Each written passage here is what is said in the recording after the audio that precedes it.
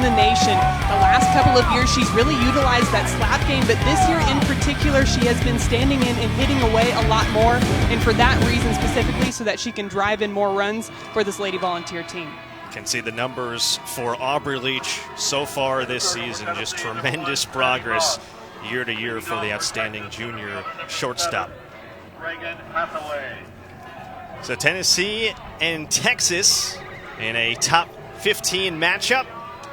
In the circle today for Tennessee is Maddie Moss, who is actually celebrating her 22nd birthday here today as well.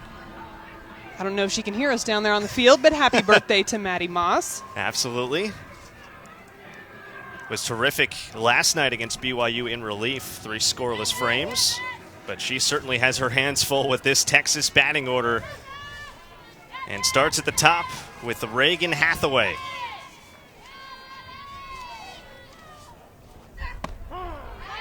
And the first pitch in there for a strike. What can we look for today, Madison, from Maddie Moss? Well, Maddie Moss is going to throw the ball in the high 60s. The key to Maddie Moss having success is working the ball low in the zone. She's going to locate that fastball on both the inside and the outside corners. One of the things that she's added to her arsenal this year is an off-speed drop. At second base, handled well by Caitlin Parsons for the first out. And a nice start for Maddie Moss. Reagan Hathaway, not an easy out to get. A very good start for Maddie Moss. Reagan Hathaway led off the game last game with a solo home run against BYU. So now Janae Jefferson, such a threatening top of the order for Texas.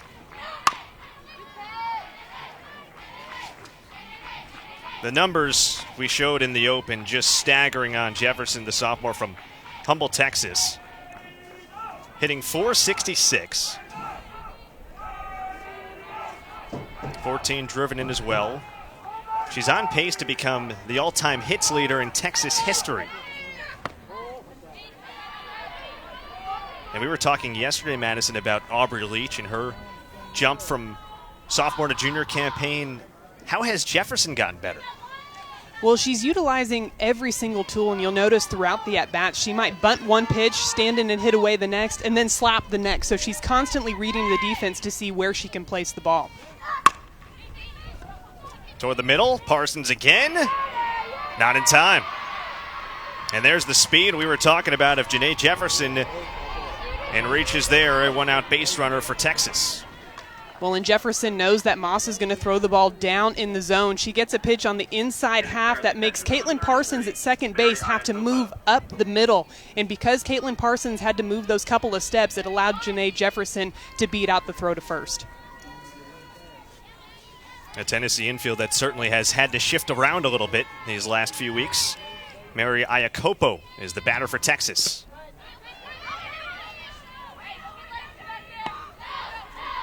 Speaking of defensive shifts behind the plate as well, Gracie Osborn getting her second straight start. With the injury to Allie Shipman, who will now be out for the season, certainly a lot being asked of Osborn behind the plate. There's a 1-0 to Iacopo. And like you said, with that injury to Allie Shipman, they've had to move the entire defense. So Aubrey Leach, who usually plays second base for Tennessee, has now moved over to shortstop, and now Caitlin Parsons has to come in and fill in at second base with Gracie Osborn back behind the plate. So 2-0 the count on Iacopo. Jefferson with speed at first.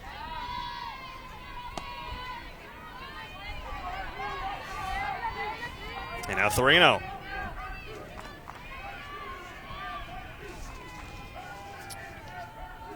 Moss, a senior from Greenville, South Carolina.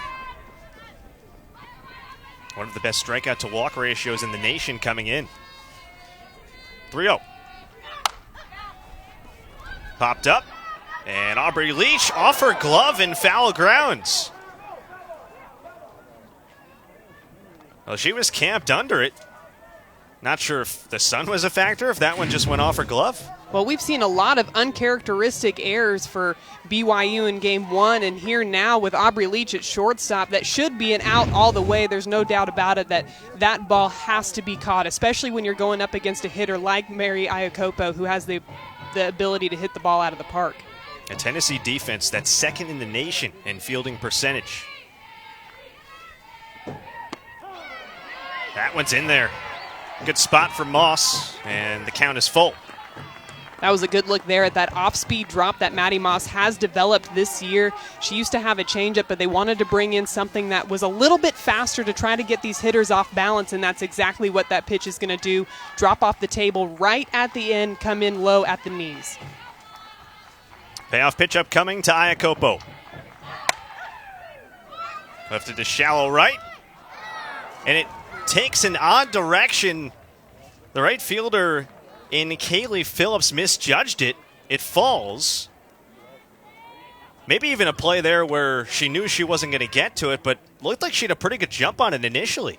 I did think she had a good jump on it. She does have a visor and sunglasses on, and I've got to wonder if the sun did play a part into her not being able to catch this ball. Her glove goes up like she's about to catch it, but just nowhere near that ball at all. So a hit in the books for Mary Iacopo. And you go back to the drop by Leach. Could have been the second out. That one, of course, could have been a second out as well. Instead, this Texas offense, a whole lot of life in this top of the first inning, and doesn't get any easier with Shannon Rhodes coming up.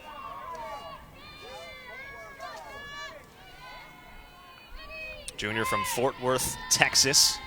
One of 4 Oregon transfers. Strike one. Take a look at the Texas batting order. We've already talked about the dangerous 1-2 combination of Hathaway and Jefferson, and just all the way throughout. So tough.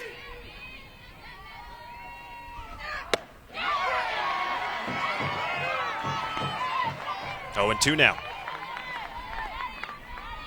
And that's a good job there by Maddie Moss. You know your defense had struggled on the last 2 plays. You come back out on that next at-bat and you throw 2 straight strikes to try to get the momentum back on the defense. First and second for Texas, trying to strike first. Strike 3. A powerful rise ball, 2 outs. And how about that timing for Maddie Moss's first strikeout on the day? Comes in there with that rise ball to get Shannon Rhodes swinging. Typically works low in the zone. Tries to throw something up there to change the eye level. Shannon Rhodes swings at it, isn't able to catch up to it in time.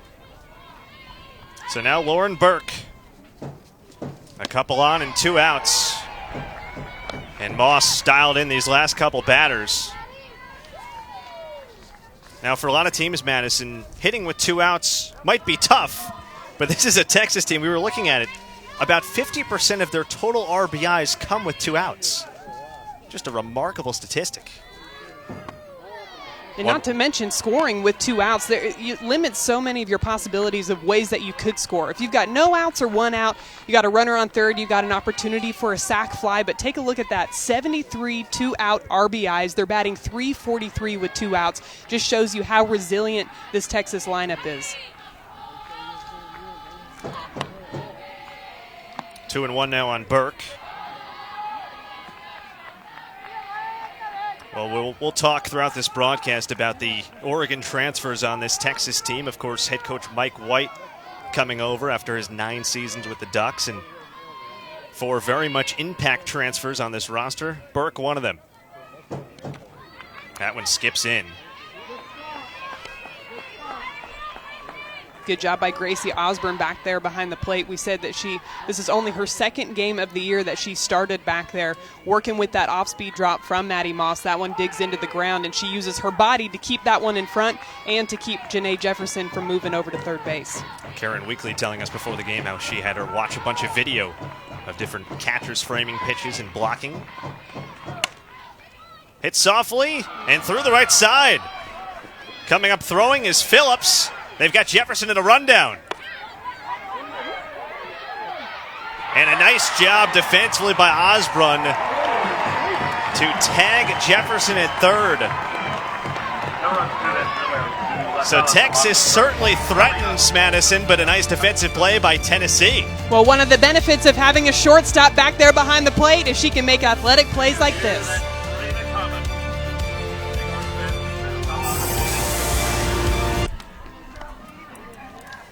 Back in Knoxville, scoreless after half an inning of play.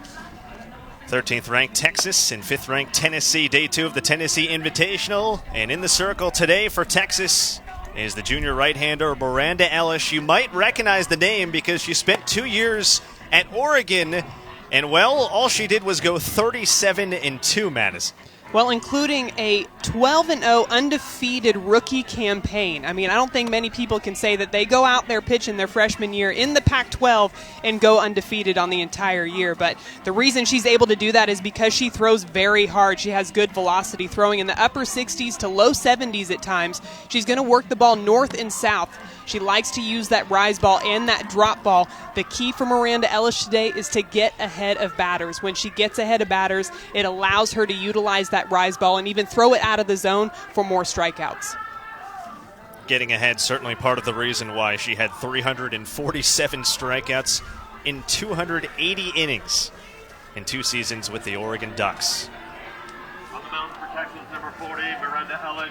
There's a look at Mike White. Certainly happy to have Ellis, along with 4 of his Oregon Ducks, on board this season. What an impact they've had. Aubrey Leach, though, to lead things off for Tennessee. And to say that she has been a difficult out is very much an understatement. Well, her and Janae Jefferson have similar approaches at the plate. You can always see their eyes. They are constantly reading the defense to see where they're going to play and where they can put the ball. A ball and a strike now.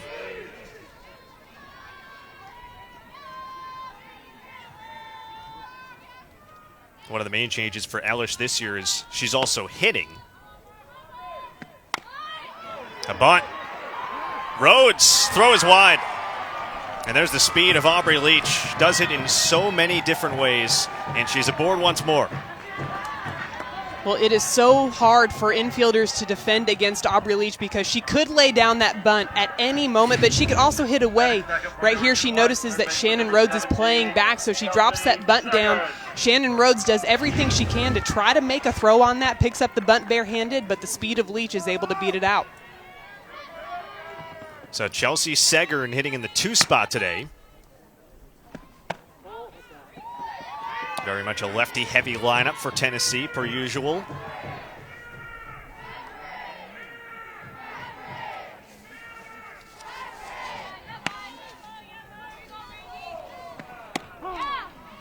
And there's a strike.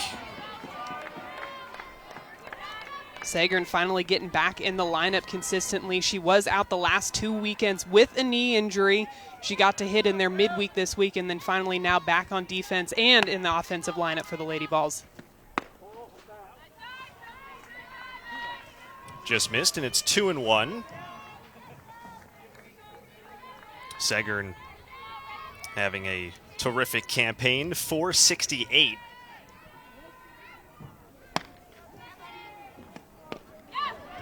A swing and a miss on the off-speed, but the ball gets by the catcher, Mary Iacopo, and that allows Leach to move into scoring position. Always heads up on the base paths, or the Lady Vols. Iacopo usually pretty sure-handed back there.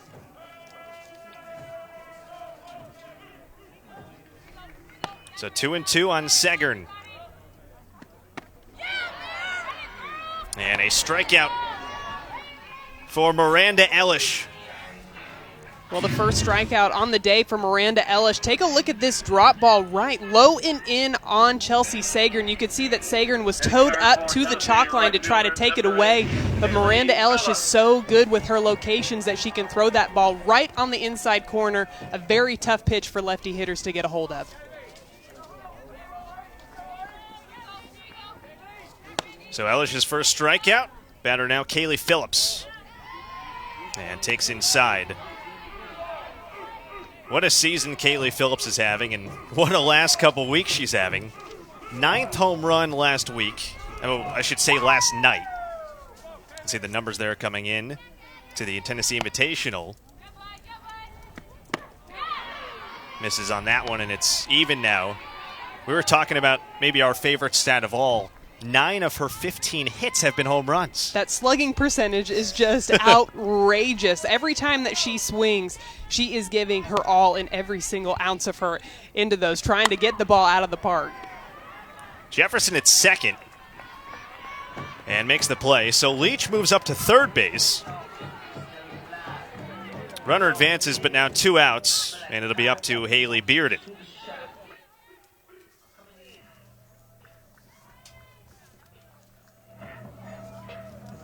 Both of these teams certainly solid defensively, but each has had moving parts throughout the first couple months of the season. So now Bearden with 2 down. There's Karen Weekly. Talking with our home plate umpire today, Ed Clark.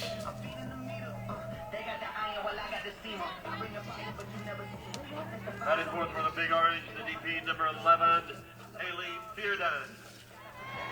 Bearden got everything going for Tennessee yesterday.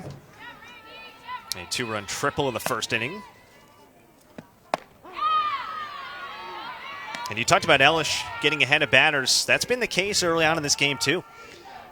And you saw against Minnesota last weekend, that's what she struggled with. She got behind on batters, let a couple of walks go by, and the defense didn't help her out behind her, and that combination led to 2 losses. You referenced that loss to Minnesota. Did pitch 7 innings on a couple occasions, but allowed an earned run, and each time had a rough start at Arizona State as well.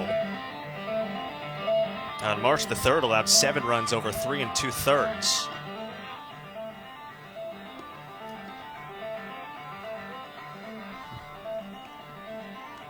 I'd say she's in a pretty good mood out there on the mound today. She is one of the emotional players out there on the mound, so you could see when she's doing very well. And Coach Mike White says that it's when you're an emotional pitcher, it's all about towing that line. You don't want to be too emotional. You don't want to show when you're having a bad game. You always want to be consistent out there on the mound. And so far today, that's what we're seeing out of Miranda Ellis. 1-1 the count on Haley Bearden with Aubrey Leach at third with 2 down.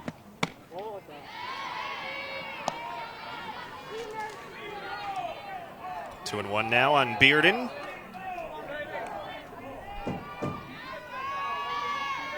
Started the season 2 for 14, has just taken off since.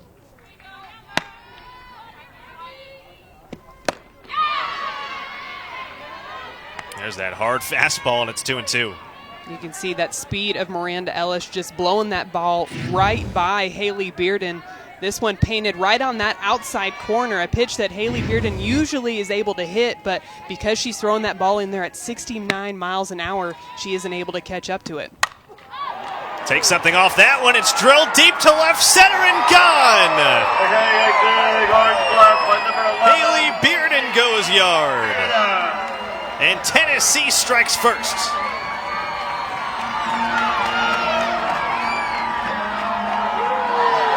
Well, we just talked about how Haley Bearden got that fastball blown right by her. Miranda Ellis decides to come back with an off speed, coming in around 60 miles an hour. Haley Bearden decides to unload on this one. Check it out. That ball is off the plate, off speed, and she's able to time it up perfectly and drill that ball right off of the scoreboard out in left field. Entered the season with 1 career home run. It came last year. 6 now in her senior campaign. And a no-doubter the opposite way off one of the premier pitchers in the entire country. So now Amanda Ayala, the batter, with 2 down. And interesting, too, Karen Weekly and Ralph Weekly switching around the lineup a little bit. They move Bearden into that cleanup spot and pays immediate dividends. I'd say you look like a genius when your cleanup batter goes out there and does that in the first inning.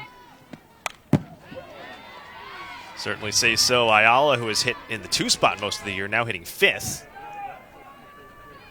A look there at Karen and Ralph Weekly, the co-head coaches who have just been so successful of this Tennessee program. 16 straight 40-win campaigns. There's no 2. Got her. So a couple of strikeouts in the frame for Miranda Ellish, but Haley Bearden making sure the Vols get on the board first. Well, the Lady Vols strike first, and it's all off the bat of Haley Bearden driving this ball out to the scoreboard in left field.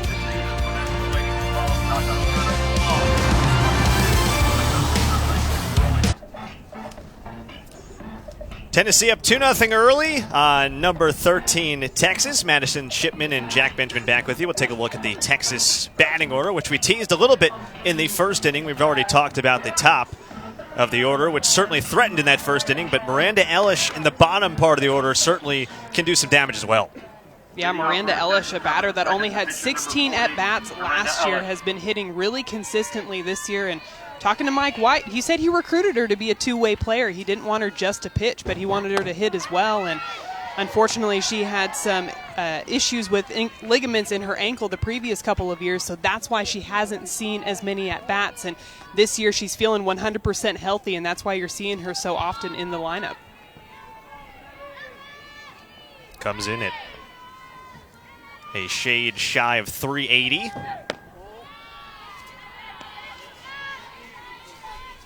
You mentioned her dual threat prowess. Truly remarkable what she does on both sides. You can see the hitting numbers there. She's 5th in the Big 12 coming in an ERA, and also hits 380 at the plate. Certainly not easy to do. There's a 1-1.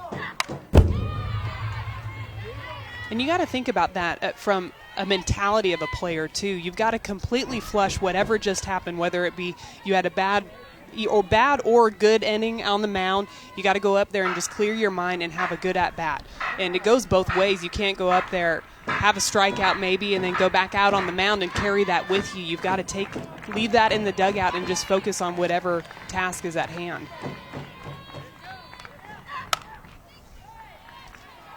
Stays alive. Well, you mentioned Mike White getting her to Oregon when she was the #1 recruit of the nation, 3-time Indiana Gatorade Player of the Year. Part of the top 50 preseason watch list for National Collegiate Player of the Year as well. 1-2 on the way from Moss.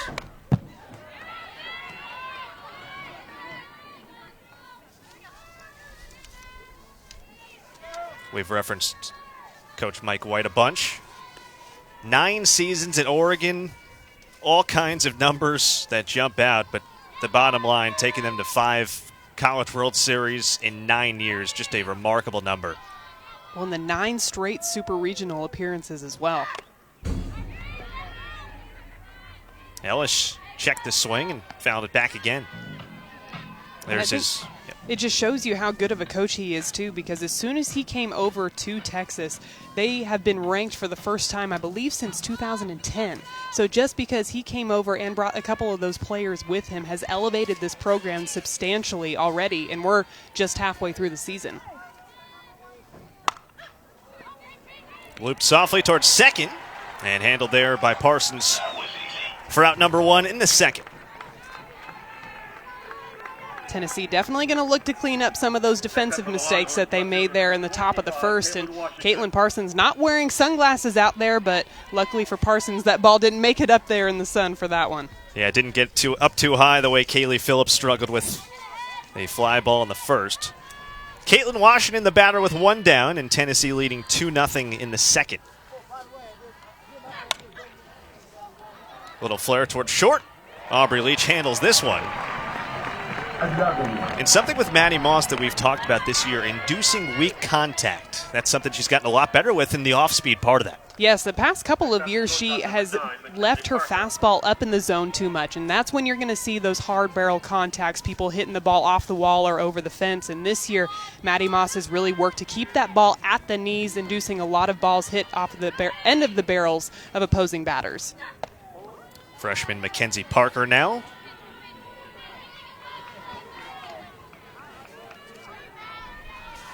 Conroe, Texas native. Certainly having a strong first year in Austin.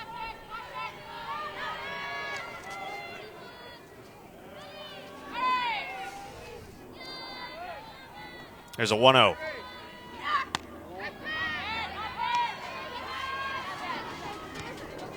We talked on both sides of the field how they've had to kind of change defenses around, and Mackenzie Parker got moved to shortstop in the middle of the weekend versus Minnesota because they had a few defensive miscues out there that led to Minnesota scoring runs. A series where they lost a pair to the then 22nd ranked Golden Gophers. That one in there for a strike. We talked about it, two teams in a sense going a little bit in opposite directions when you look at it from the perspective of Tennessee and their huge win on the road at Florida.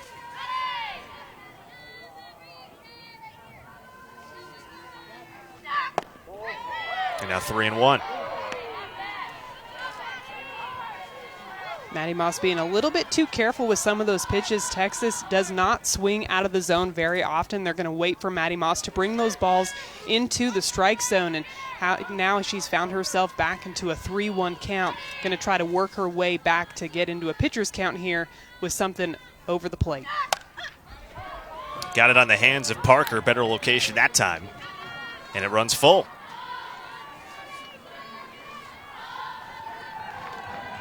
We talked about Moss last night. It was terrific. 3 scoreless innings, 5 strikeouts, and the big number, no free passes given for the senior from Greenville, South Carolina.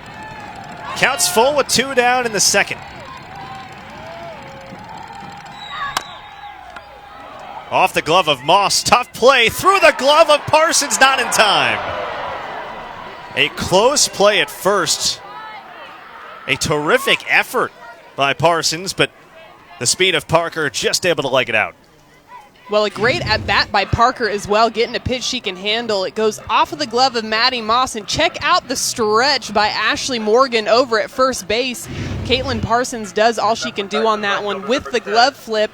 I don't think Ashley Morgan could have stretched out any farther, but the speed of Mackenzie Parker is able to beat that one out for an infield base hit. It hurts me just looking at that. The flexibility there. I think somebody would have to pick me up off the floor if I tried to do that. KK Hyder, the batter. Plays down a bunt. And bobbled by Segern at third. Both runners safe. Texas playing a little small ball in the second. They have a runner in a scoring position and a chance now to strike first with the top of the order up. Well, and I think you said it. The small ball is the way to go. When Maddie Moss is throwing that ball down in the zone, it's going to be very hard to get these balls out of here.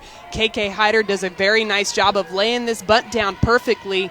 Chelsea Segern tries to throw that ball before she has it. If she would have just gathered herself just a smidge longer, I think she would have had that out over at first. But now they've got Reagan Hathaway up to the plate with runners on first and second. Hathaway coming in at 418, grounded out to second, her first at bat.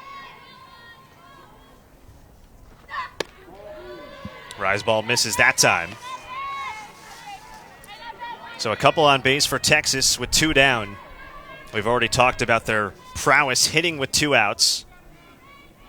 Hathaway, one of the many to have success in that category.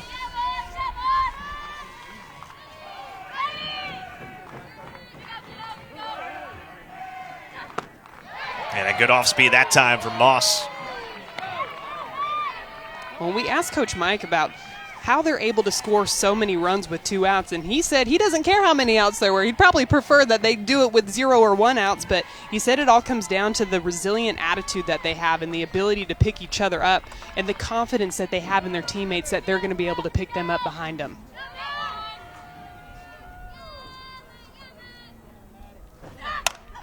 On the hands of Hathaway, Leach has to rush, and a strong throw to first to get Hathaway to finish off the inning. Texas threatens once again. They've left 4 runners on through 2. Tennessee coming to bat.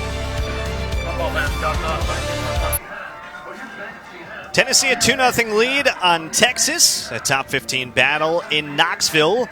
Take a look at the Tennessee batting order. We talked about it a little bit in the first inning, but certainly a Lady Vols group that has had tremendous success at the plate so far this season. The top of the order, we've mentioned a bunch with Aubrey Leach and her above 500 average. Who else is noteworthy for you right now, Madison, in this Lady Vols lineup? Well, you take a look at Ashley Morgan, who's coming up to bat right now. Last year, she hit .252 as a freshman, and now as a sophomore, she's hitting nearly .400. That just shows you how much more confident she is at the plate going year 2 here in Knoxville.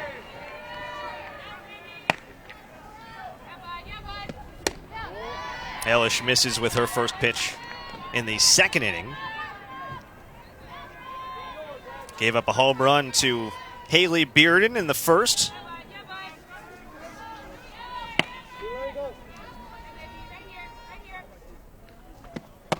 And it's something, too, with a power pitcher, and you can attest this as well, as there might be a discussion here about a possible pitch, or the umpire did go ahead and call this one on an illegal pitch as soon as Miranda Ellish stepped on the mound.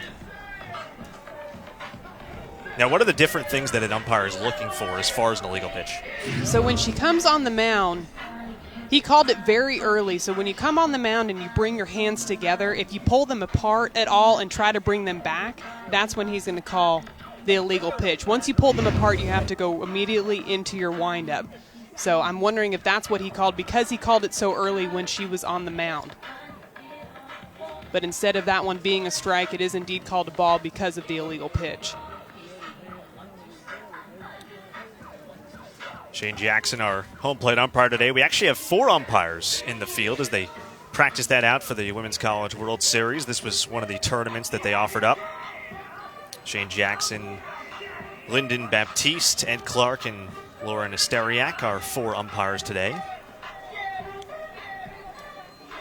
Now, if you're Mike White talking to him, what kinds of questions is he asking so that Miranda Ellish can make the adjustment? Well, first of all, he wants to know exactly what it is and what she needs to do to make sure that that does not get called again, because, again, here in this situation, we've got no runners on, so it doesn't hurt you too much. But if that were to happen with, say, runners on base, that's when it could come back to bite you.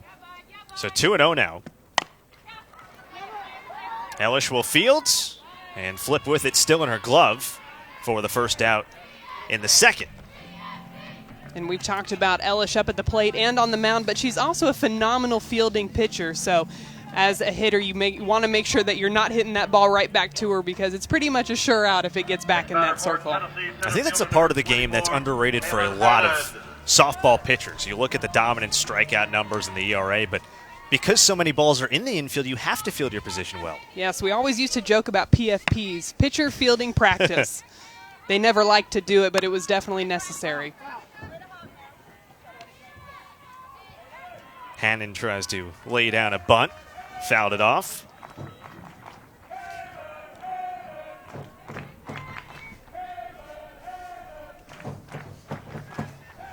A crowd into it early on here in Knoxville. Those are some nice onesies they got going there. I think I saw a giraffe out there. Yeah. Strike 2 on Hannon. I got to say, the weather's getting warmer. I'd be pretty warm wearing that. The weather's getting warmer, and they came out here in onesie pajamas. We got a cow. We got a zoo. Wow. 0-2.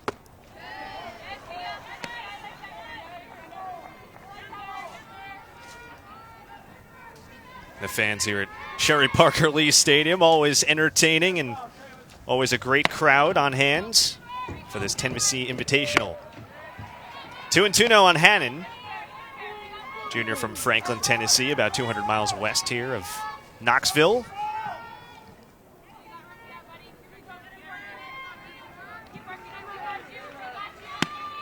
Ellish looking for her 3rd strikeout. Located that one perfectly on the hands. Nice job by Hannon to fight it off. And because Ellish got ahead on Hannon 0-2, it allows her to throw that rise ball out of the zone. But so far in this at-bat, Kaylin Hannon has done a very good job of laying off that ball out of the zone, trying to make Miranda Ellish bring something back down over the plate so she can hit it. Chases that one. Ellish took a little off it. And her 3rd strikeout already. Miranda Ellish throwing this drop ball outside on the plate, just diving away. You could see right at the last minute that it tails away from Kaylin Hannon's bat. A very difficult pitch for these lefty batters to hit when she's throwing that ball on the inside and the outside corner like that. So Elish's third strikeout. Gracie Osborn, the batter, with 2 down. And another first pitch strike. So is that something, knowing the scouting report, if you're Karen and Ralph Weekly, that you tell your hitters be aggressive on that first pitch, or are you still waiting to get one that you like? I always think that hitters should be aggressive early in the count because there's no pitcher that goes up there saying that they want to get behind in the count. Every pitcher's goal is to try to get ahead of these batters, so I always think as an offense you want to go up there and attack early in the count. That's when you're going to see the pitchers trying to get ahead, trying to throw that ball over the plate, and you might see your best pitch of the at-bat in your first pitch. What's tough with someone like Elish, you would think maybe that if you work counts, they can tire a little bit. You were telling me she has an arm that just does not get tired. She can go all day. I believe I called it a bionic arm. I was thinking of the word you used. I think I used the word bionic. She threw in 2017 105.2 innings pitched, 2018 175 innings pitched, and now she's already up to over 60 so far this year. The ultimate workhorse in Miranda Elish. Talked about fielding her position well. Another out, right back to her. And the score still 2-0 Tennessee through 2. A 2-0 lead for the 5th-ranked Tennessee Lady Volunteers through 2 innings on Texas. And a look at Mike White, his first season at the helm of this Longhorn program. Spent 9 years at Oregon. We talked about the 5 Women's College World Series appearances, the 9 straight Super Regionals. Just remarkable, the program that he built there in Eugene. Well, take a look. Coached 5 Pac-12 Pitchers of the Year. That just shows you why they were so dominant, because it all started in the circle. For his Oregon teams, they probably only had to score 1 or 2 runs in order to win games when they had pitchers like Miranda Elish and Megan Kleist on the mound for him. Nearly an 80% winning clip over his 9 years in Eugene. And we talked to him about the move. Of course, you win that much, you wonder why a coach would shift. And I think there's a lot of different reasons it could be. And he mentioned, the trajectory of the program, obviously financial reasons, but really just talking about it being the right move for him at this time. Well, and he saw that there was so much growth within this Texas program, and along with that, the players and the Longhorn Network to go with it, the recruiting base, recruiting out of Texas. So there were so many things that went into him going over to Texas. But just look at how much better he's made this program already, just being here 1 year. And we talked about the 4 Oregon transfers, but a couple of sensational returners as well, as that pitch was called off. Looked like the music was still playing on that one, so that's why they decided to call that one a no pitch. Yeah, Shane Jackson telling our press box that. So Maddie Moss back to work. No runs on the board so far for Texas, but they do have 4 hits. They've stranded 4 base runners through 2 innings. Janae Jefferson, the batter. No surprise, another hit in her first at-bat. The sophomore hitting better than .450 this season. Had another multi-hit game in the first game today against BYU. And a called strike there. It's 1-1. And one of the things that I really liked that Mike White had to say about Janae Jefferson was that she had a unique ability to hit everything that's thrown up there. And that's not something that's easily taught to these players. It's something that they really just do on their own, changing their swings within the pitch in order to get something happening with whatever pitch is coming their way, whether it be a drop ball, whether it be a changeup, a fastball. Her ability to do all those things and have so many different tools up at the plate is why she's so successful. How do you change your approach based on the different pitches that you see? It depends per batter, but that's what makes her so good is she does it within the pitch. So every pitch she's doing something different, reading the defense and just reacting to whatever pitch is being thrown in there. Count now 2-2 on Jefferson. So we showed earlier in the Open her progress from this point last year in her freshman campaign versus 27 games into this year. But she hit .390 as a freshman. And now better than .470. Softly toward first. handled there by Morgan. And that is not an easy thing to do, to retire Janae Jefferson. But a nice job by Maddie Moss getting that leadoff out. When your team gets you runs back in the first inning, you want to try to come out here as a pitcher and get the leadoff outs. When a Texas team gets those leadoff runners on base, that's when things can start to snowball. So you've got to make sure you're doing a good job as a pitcher of shutting down those leadoff batters. 3 innings in a row, she's started with an out. And there's a first pitch strike to Mary Iacopo. Singled to right field her first time up.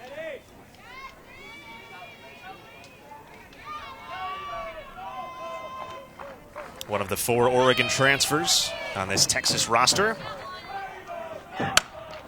Check swing to short. Leach, 2 away.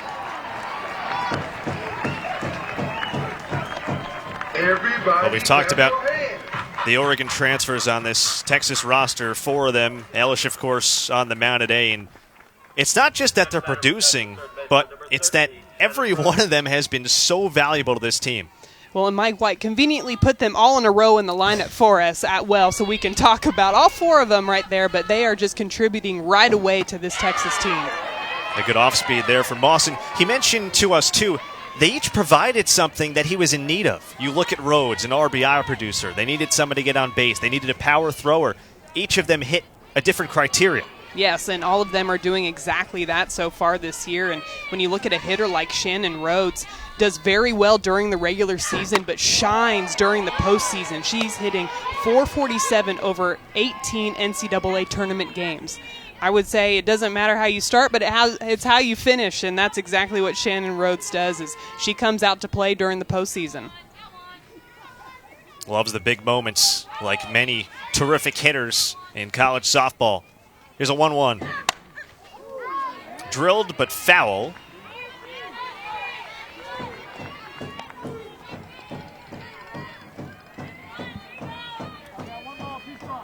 Rhodes was one of the transfers that certainly made a lot of sense, a native of Fort Worth, Texas. And a terrific career at Brewer High School and then moving to Eugene. Well, and you think as a player after 2 years, you get used to how your coach teaches and what his fundamentals are and what are the things that he really likes as a coach. And so it makes sense for a player, like you said, like Shannon Rhodes, to go back to her home state and play under the coach that she's already known for 2 years. There's a 2-2 with 2 down. And Mike White telling us that too. We asked him, how has it been assimilating to a new team? He almost feels like he's coached them before because he has coached a bunch of them, and a lot of his key players he knows so well. Yeah, and I asked him about that transition of all those girls coming from Eugene, going over to Austin, and he said it was really a seamless transition. There were no problems at all. They did a team bonding experience at a ranch, and really they've had no problems since. Tough spin on it, handled by Moss, not in time. Rhodes just able to beat that one out. Second time today, there's been an awfully close play at first base. And a 2-out base runner for Texas. We'll take another look. Well, we've already seen 3 glove flips from the infielders trying to make plays over at first base, and this ball hit right off the end of the bat, and Maddie Moss tries to flip it over to first, but gets it too far up in the air. That's why those glove flips can be so difficult. You want to try to keep your glove as open as possible, because if your glove closes around the ball and you try to flip it, that's when it's going to get tossed up in the air rather than a straight shot over to your partner. I was going to ask you, is that something that pitchers work on all the time, flipping out of the glove? I would say that pitchers probably don't practice that too much, really? But I would say that it's something that they probably should, because it's on those kinds of plays, it's the quickest way to get the ball over to first base. But Miranda Elish did look like a pro at it, so she might practice it quite a bit. Lauren Burke, the batter. I was going to say, we've seen now, 3 times in 2 and basically a half innings where pitchers have had to go directly out of the glove. I figured you would say that during your playing days you would see pitchers working on it every single practice. I would say the glove flips, they probably practice those more for squeeze situations when somebody lays down a bunt with a runner on third and a bunt goes right back to the pitcher. Those were the times that I saw them practice the glove flips the most, not so much over to first base, but the way that we're seeing those balls today, I'd say that's something that they need to add into their practices. Well, Texas has mastered the swinging bunt in a sense here today. They've located a lot of balls perfectly in the infield. We've talked about how solid this Tennessee defense has been.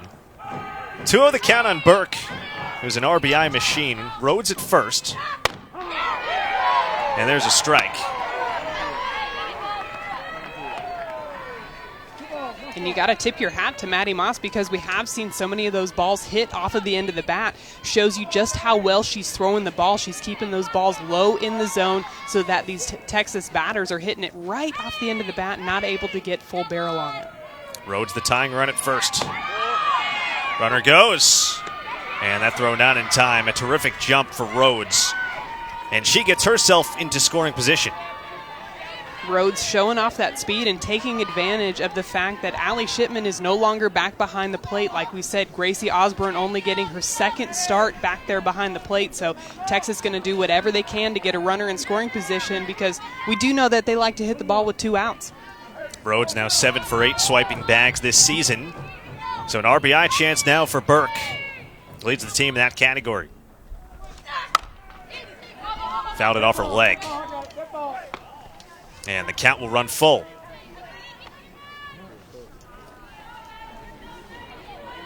Those ones are always tough as a hitter. That one looked like it went right into the shin bone. Maddie Moss trying to run that ball in on Lauren Burke's hands, and she's not able to get barrel on it. Take a look at this. Oof, right off of the inside of the shin, and she doesn't even flinch at it. She just keeps on going like nothing happened, but we all saw it, Lauren Burke. We saw it go off your shin. Payoff pitch upcoming with 2 down. And it's low, and Rhodes will be able to take third as well. So the first walk issued by Moss in her last couple of outings, and now runners on the corners, and Elish, the go-ahead run, will come to the plate. And a mound meeting between the entire infield. Right now, Tennessee's just trying to calm each other down, telling Maddie Moss to keep doing what she's been doing. There's Ashley Rogers out there in the bullpen starting to get loose, and this situation shows you how important that stolen base by Shannon Rhodes is. On that walk, she took advantage of the fact that Gracie Osborn kind of let that one slip off to the side, and she did not get fully in front of it. Now here we are with Miranda Elish up at the plate with runners on the corners.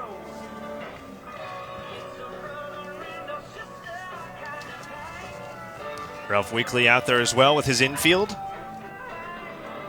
Now there, of course, is the double steal possibility. We saw that a few times from both BYU and Tennessee last night. SEC Now with Dari, Pat, Damian, Andy, and Antoine will be here all night with previews, halftime reports, and post-game coverage of all the quarterfinal games. Nobody covers the SEC like we do. SEC Now is also available on the ESPN app, so you can watch anywhere. The SEC tournament off to a terrific start. Not sure if you caught any of the games today, that Florida-LSU game. Yes, Florida upsetting LSU. Every time they play, it seems like it's down to the wire. So here's Elish, go-ahead runner, 2 outs in the third. And that's a really good comeback off speed for Maddie Moss. And Elish, knowing that Maddie Moss has been getting ahead of batters, looked like she had decided to swing at that one before it was even thrown, and very good job by Maddie Moss to come in there with that off speed for the swing and the miss. Rhodes at third, Burke at first. Tennessee up 2-0. And it quickly ahead 0-2 is Moss on Elish. This is a Texas team that has power from a variety of sources.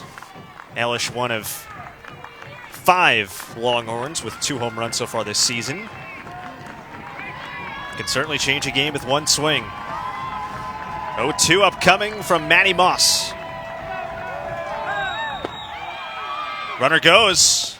It's cut off by Leach. They've got a possible rundown, and now Rhodes tries to come home. They've got her stuck. Osborn's throw off the back of Rhodes.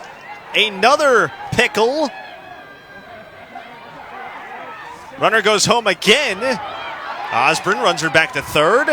Segern chasing. And the throw to the plate is in time. What a sequence from Tennessee defensively. A base running blunder from Texas and a wild finish to the top of the third. Texas strands 2 more.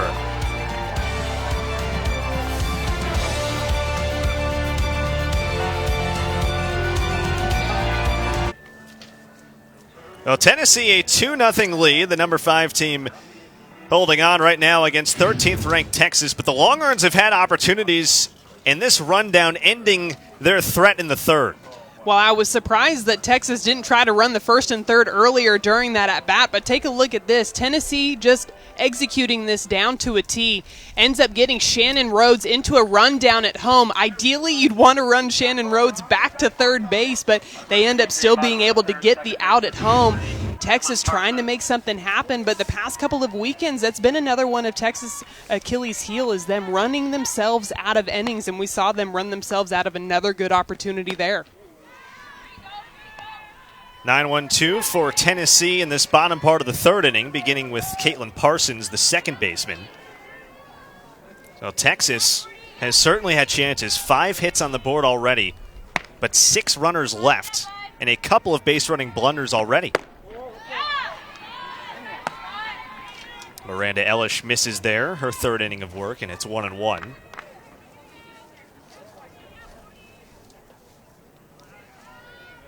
Tennessee leading right now on the strength of a 2-run home run from Haley Bearden in the first.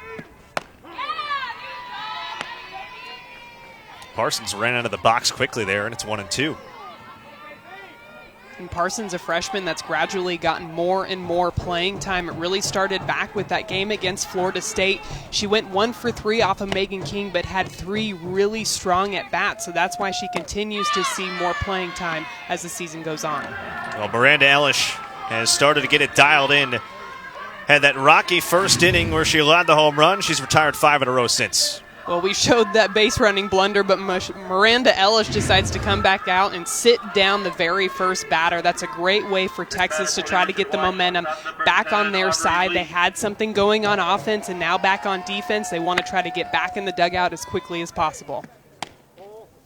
Aubrey Leach, the batter, takes it outside. So top of the order now for Tennessee. Leach reached on a infield bunt, her first time up. Now hitting .515.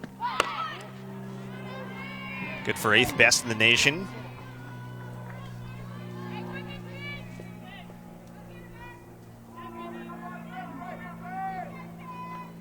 Was actually looking at her on-base numbers, Madison, over the last couple of years. She has reached safely 43 of her last 44 games. Goes around there, and it's... I'd say you're going to score quite a bit when you're on base that often. And Megan Gregg was the big hitter for Tennessee last year, and that's why Megan Gregg ended up getting so many RBIs. She ended up with 77 on the year, but a lot of that had to do with the fact that Aubrey Leach was on base so often. Misses on that one. Well, we have a couple of preseason watch list members going at it right now, and Aubrey Leach and Miranda Ellish. Janae Jefferson part of that list as well for Collegiate Player of the Year. So if you needed another reason to tune in, some sensational talent on the field here today, to say the least. And a great battle going on here between Miranda Ellish and Aubrey Leach. And it's got to be tough as a pitcher when you know there's a batter up at the plate that has so many tools. Where are you going to put the ball? It makes a difference if they're slapping, bunting, or hitting away. But Miranda Ellish, one of those elite pitchers in this country, able to put the ball wherever she wants it.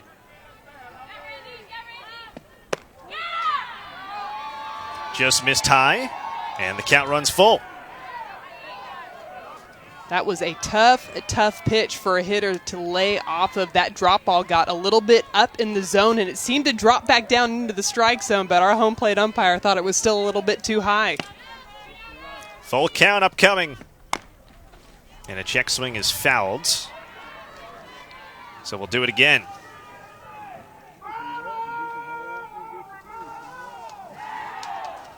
Already 8 pitches in this at-bat.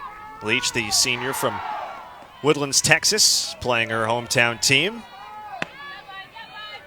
Another payoff on the way. And she missed. What an at-bat drawn by Aubrey Leach. She reaches once again. And Miranda Elish issues her first walk. And coming into this game, Aubrey Leach has really been standing in and hitting away a lot more than she has in previous years, but I got to believe that because of the speed that Miranda Elish has on her pitches, that's why she's decided to resort back to the slapping to try to put something on the ground and make something happen. Chelsea Seger now. And a first pitch strike again for Miranda Elish. Seger, one of 4 strikeout victims so far of Miranda Elish. Junior third baseman. Hits that one hard, and it's a gapper. Aubrey Leach has a whole lot of speed as she will cruise in. Tennessee on top 3-0.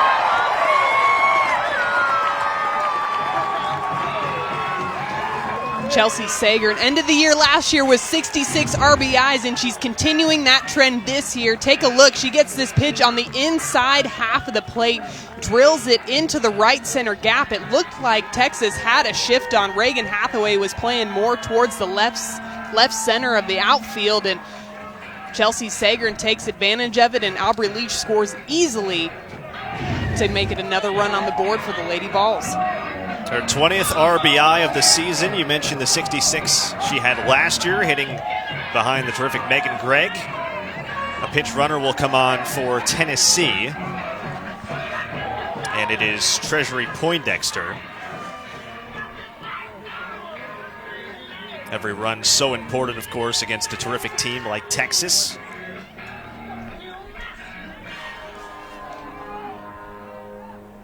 So Tennessee's got 3 hits, but one of them a home run, of course, by Bearden, a hard hit double.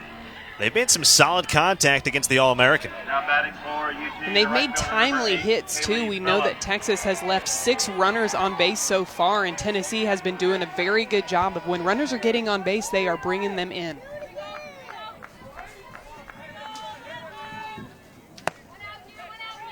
Here's Kaylee Phillips. Mentioned Treasury Poindexter came in to pinch run. Junior from Covington, Tennessee. A lot of speed on second. Still just 1 out for Tennessee. Potentially a big frame coming. And Elish misses on her first couple offerings to Phillips. And it looked like Mary Iacopo was going to try to pick off Treasury Poindexter at second base on that one, but Elish reached her glove up at the last minute and cut that one off. You could see a couple of smiles on their faces, like Mary Iacopo trying to take advantage of the fact that she had a pinch runner out there on second base.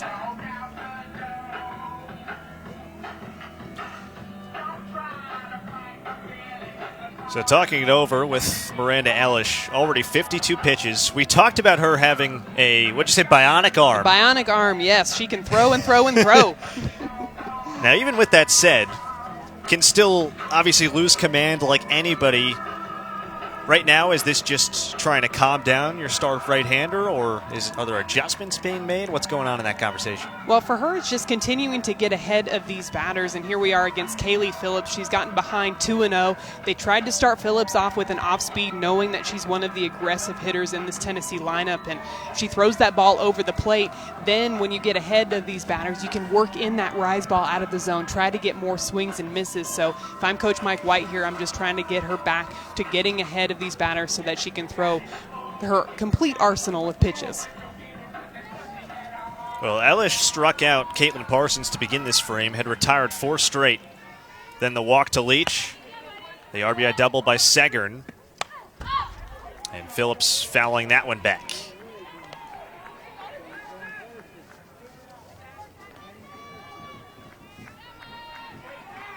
We've talked about Kaylee Phillips and her power numbers already. The 9 home runs. Of her last 17 at-bats, 9 hits. She didn't go on that one. And of those 9 hits, 7 have been home runs. I'd say she's on a bit of a hot streak. What do you say? I would say so. You try to find an adjective to describe it, and it's tough. Hitting can be quite amazing because you can go through streaks where the ball looks like it's about the size of a pinball, And then you can also go through streaks where it looks like it's the size of a beach ball. And right now I'd say that Kaylee Phillips is seeing it about beach ball size. Well, she draws a walk there.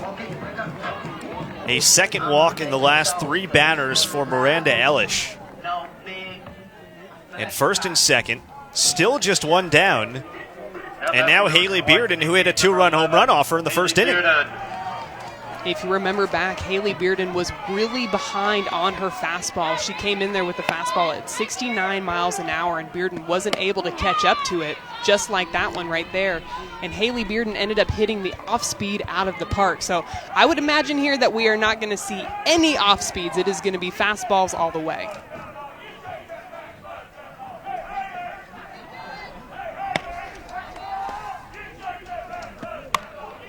On the hands and gets it into center field. They'll hold up Poindexter at third. The base is loaded. Still just 1 out. And that's some strength to get that ball on the hands into the outfield.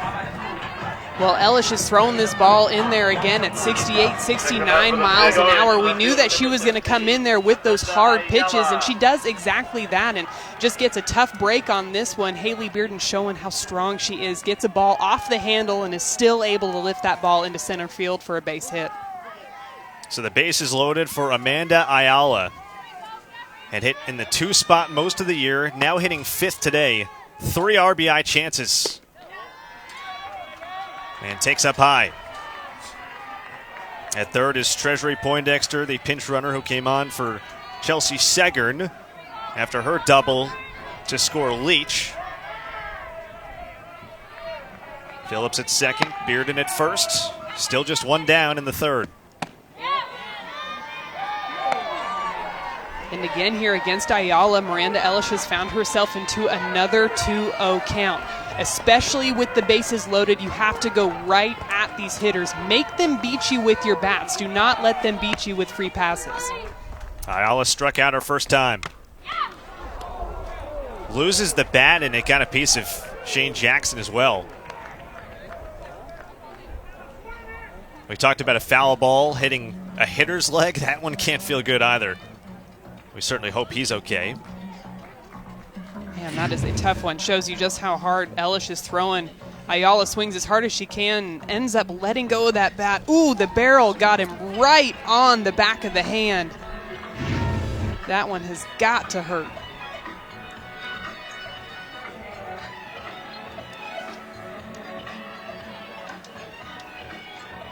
They'll pause and make sure he's all right. Ralph Weekly over there as well.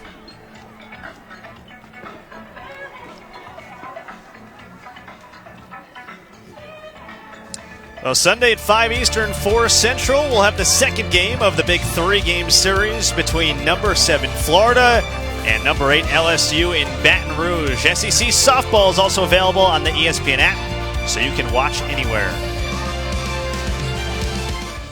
Florida, of course, coming off that tough home series loss to Tennessee.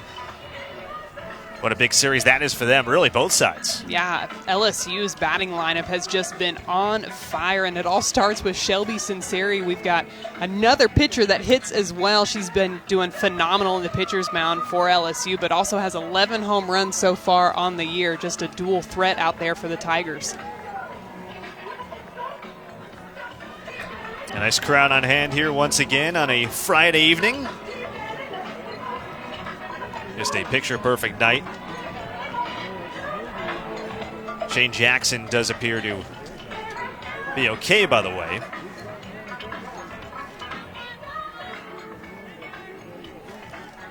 Actually, he was standing around the plate and then just left toward the dugout.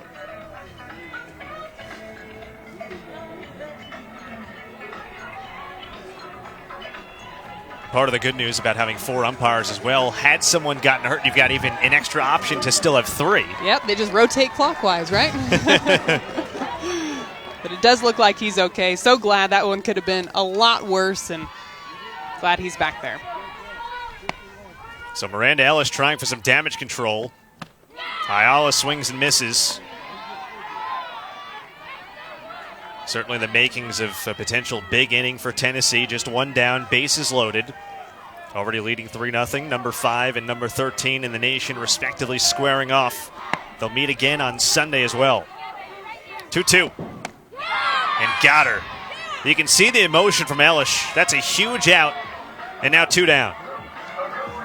Just a great job by Miranda Elish taking this pitch on the outside, breaking away. It starts on the plate and then continues to travel into that other batter's box. Amanda Ayala not able to catch up to it. Again, a good job by Miranda. She got behind in the count 2-0, but able to come back with the strikeout. Ashley Morgan, the batter, 2 down, and the bases loaded for Tennessee.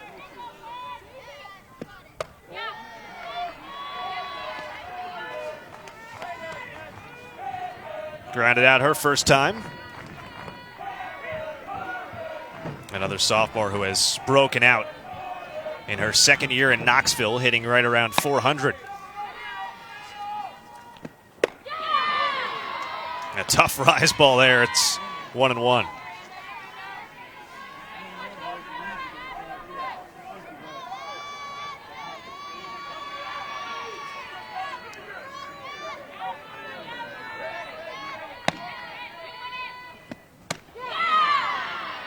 And now 1-2, another good off speed. There's that pitch on the outside corner. That's the same one that Amanda Ayala struck out on. This pitch is starting on that outside half of the plate and continuing to break away into that other batter's box, and these lefty batters aren't able to reach it. And she's made the adjustment since giving up that off-speed pitch home run to Haley Bearden as well. That was a pitch back in the first that just got a little bit elevated, and Bearden waited back and drilled it to left. And Bearden was late on the pitch before. She wasn't able to catch up to that drop ball off of Elish and ends up coming back with that off speed and was on perfect time for Haley Bearden's bat. 1-2.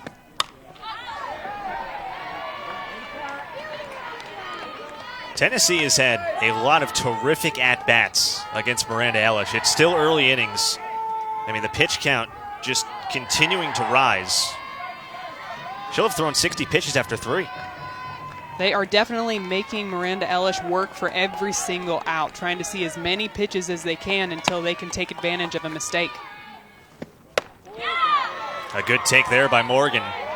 And the count evens up.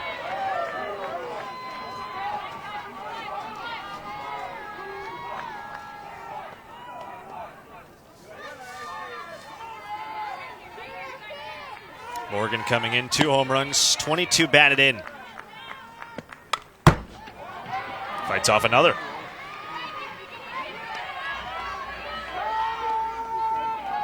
Whenever you had the bases loaded as a hitter, did your mentality shift at all, or do you just try to take it as any other at-bat? No, my mentality always stayed the same. Whether there was nobody on base or bases loaded, I was just looking for a pitch in what I called my box. I was waiting for that pitch to come into that zone, and I was ready to take advantage of it when it did. Miranda Elish making sure she has what she wants. 2-2.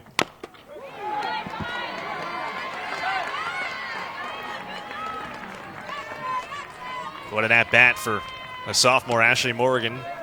Hails from Douglasville, Georgia.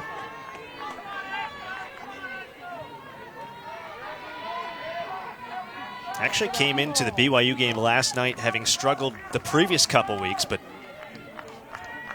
certainly seeing the ball well today. This will be the 10th pitch of the at-bat.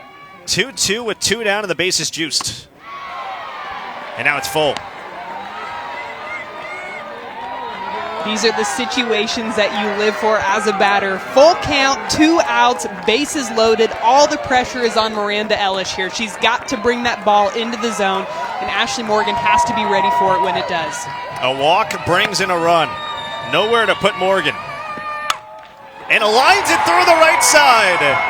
2 runs are in for Tennessee. A 10-pitch at-bat for Ashley Morgan, and Tennessee's up 5-0. Wow. All I can say is wow. Ashley Morgan taking advantage of this pitch, drives it into right field. trying to make a play on it at the plate. It was very close. A good slide by Kaylee Phillips, just getting her hand in there right in time. Let's take another look at it here. Mary Iacopo catching that ball behind the plate. Ooh, that one is close, but a good slide by Phillips just to get her hand in there right in time. Certainly incredibly close on that slide.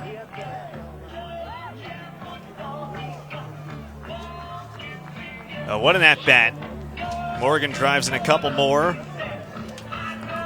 24 runs batted in now on the season.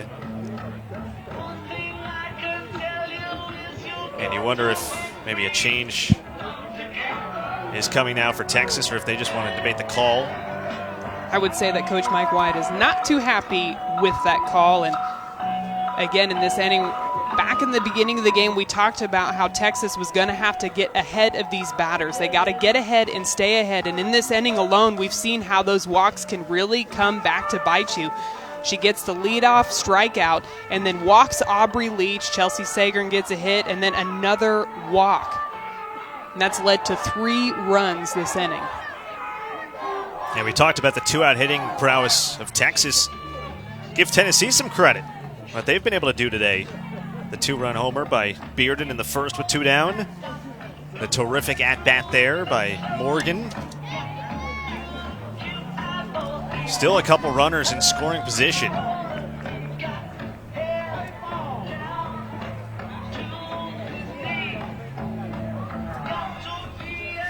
Was wondering if Texas was ready to actually make a pitching change, and looks like they will.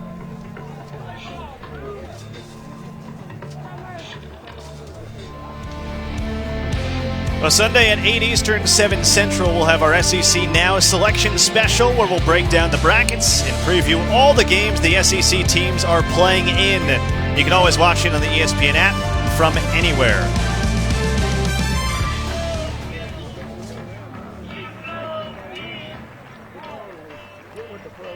A new pitcher on for the Texas Longhorns, and it's Brooke Bollinger. So the day done for Miranda Elish. Bollinger, a senior left-hander from Yucaipa, California, transferred in from Nevada a few years back, and comes in 8th in ERA and tied for first in saves in the Big 12. Well, Bollinger is going to bring a completely different look. We talked about how lefty-heavy this Tennessee lineup is. So Texas is going to bring in Bollinger, who is a left-handed thrower. Going to throw in the low to mid-60s, and she's going to throw that curveball on both sides of the plate. The keys for Bollinger here in this situation: come in and get ahead of these batters, attack them, throw strikes, and also try to keep the ball low in the zone. Trust your defense, induce a couple of ground balls, and get out of this inning. Well, Miranda Elish, with certainly by her standards a disappointing outing today. We talked about her being a preseason All-American, unable to get out of the 3rd inning, just 2 2/3, still responsible for a couple more. What was the difference for this Tennessee team offensively attacking her? Well, they let the walks come when Miranda Elish was going to give them to them. They laid off of that rise ball that was well out of the zone and took advantage of pitches that were left over the plate. And even when good pitches were made, like Haley Bearden got that pitch on the inside corner, but she's strong enough to be able to get it off the hands and still dump it into center field. So just taking advantage of those walks and getting the timely base hits. The shortest outing as a starter this season for Miranda Elish. Went 3 2/3 at Arizona State, where she allowed a season-high 7 earned runs. And she's responsible here for a couple more. Tennessee could match that number. Now batting for the Big Orange center fielder, number 24, Kaylin Hannon. Couple in scoring position now for Kaylin Hannon. Lefty on lefty. And one thing we were talking about as well, Bollinger likely was going to see time in this series because of how many lefty hitters Tennessee has. Yeah, that's one of the things that could be a disadvantage for this Tennessee lineup, is facing a left-handed pitcher, because it's not something that you see too often, so the lefties have a hard time adjusting to it at first because that ball is coming from the other side. And when they do throw the curveball like Bollinger has, she's going to throw it on both sides, but it's going to break away, similar to that pitch that we saw Elish throwing that struck out Amanda Ayala on the outside half of the plate. But that's what Bollinger is going to bring all the time. So the 2-out RBI graphic there for Tennessee, 4 of their 5 runs. Bunting this time, Bollinger fields, and a nice play to first to get the final out of this 3rd inning. But a big 3rd inning indeed. 4 runs on the board. Tennessee up 5-0. Top of the 4th, Tennessee a 5-0 lead on Texas. We're joined by Texas assistant Kerry Shaw. Coach Miranda Ellish has obviously been great for you guys. What you see from her today and her struggles in the circle? Well, she's she's had a little bit of a rough first inning the last few times out. Maybe we're just trying to be a little bit too fine with our pitches. Maybe that compounded with obviously the fact some umpires extend a little bit more than others, and she's just been getting behind in the count a little bit too much. And, Coach, you guys have left 6 runners on base so far, so what's the message to the offense to make sure you guys get those runs across? Yeah, the games we've lost this year, obviously a common theme is just, not getting that timely hit. And, we just got to trust the process and hope the results, are in our favor. All right, Coach, we appreciate your time. Thanks so much. Thank you. Thanks for having me.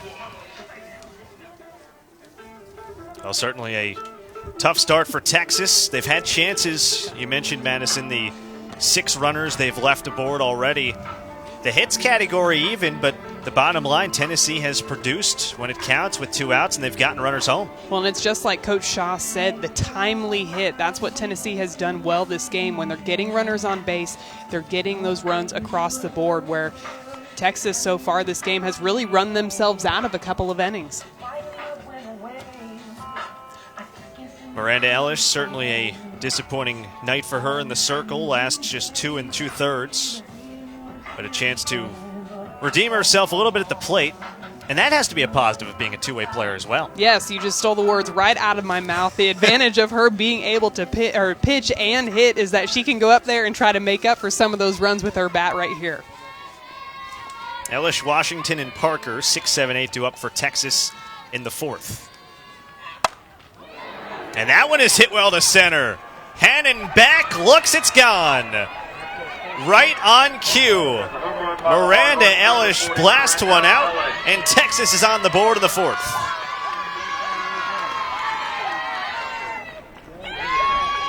You know what? If you're not having your best day out in the circle, why not have a great day up at the plate?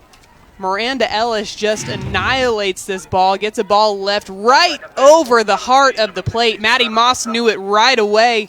Miranda Ellish just crushes that one straight over the center field wall. Man, I'd say she got a little bit of that one. What did you say? Goodness. I would say so. I think that one was going towards the soccer stadium out there. Cleared the wall by quite a bit. No chance for Hannon. Here's Caitlin Washington now. Well, for Ellish, you saw it's her 3rd home run of the season. She's now got 5 in her career. And a Texas team that isn't out of any game with the way they can produce runs. Now 2-0. As a pitcher coming back from allowing a home run, what's the key? Well, what you want to do is throw strikes, and so far against Caitlin Washington, Maddie Moss has found herself behind 2-0. So as a hitter, again, this pitcher is going to try to bring that ball over the zone, so you're going to be even more aggressive in this 2-0 count than you would be in an 0-0 count. That one's hit pretty well to right. Back to the wall, back to back. Caitlin Washington goes yard. The first home run of the season for the junior from Humboldt, Texas. And the Longhorns right back in the 4th. Well, Texas starting to bring back some of that momentum back into their dugout. Back-to-back home runs. Caitlin Washington on this 2-0 pitch gets one on the sweet spot on the inside half of the plate. Drills this one out there to the right field stands. These Texas hitters do a good job using their legs, getting everything behind these balls, and that's why you're seeing them go so far.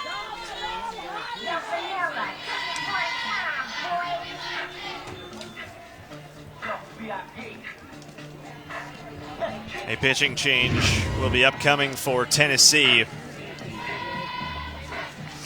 And it will be Ashley Rogers coming in. So Maddie Moss, an outing that started so well on her 22nd birthday, but against this Texas lineup, things can change so quickly. You get a few balls elevated, and sure enough, back-to-back home runs have changed this game around.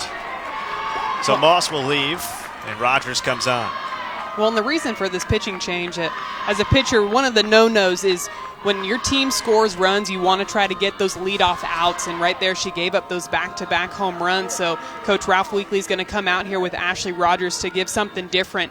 Rogers is going to throw in the mid to high 60s. She has a spinny rise ball, so she's going to throw that ball in both quadrants of the zone. She's going to throw a low rise and a high rise, and she's also occasionally going to mix in that changeup. So try to keep these Texas hitters off balance since they seem to be on time so far. Well, Maddie Moss unable to get an out in the 4th inning. Had 3 terrific frames. Ends up allowing the back-to-back solo home runs to start the 4th. So responsible for those 2. What changed for her in this inning in your mind? Was it just pitch location? Yes, it was definitely pitch location. During the first 3 innings, her fastballs were riding low in the zone, so they were never really getting up above mid-thigh. And we saw here in the top of this 4th inning, both of those fastballs were belt high, easy for these Texas batters to hit the ball out of the park.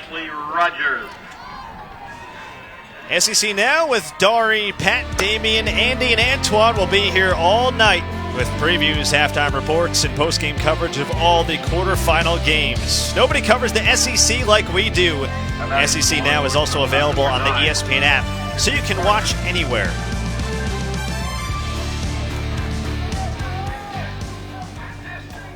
There's a look at Maddie Moss. So she goes 3 innings. Strikes out just 1. But those 7 hits, Texas certainly had chances against her to get runs in the early innings and was helped out a bunch by her defense. Mackenzie Parker, the first to face Ashley Rogers, and takes a strike.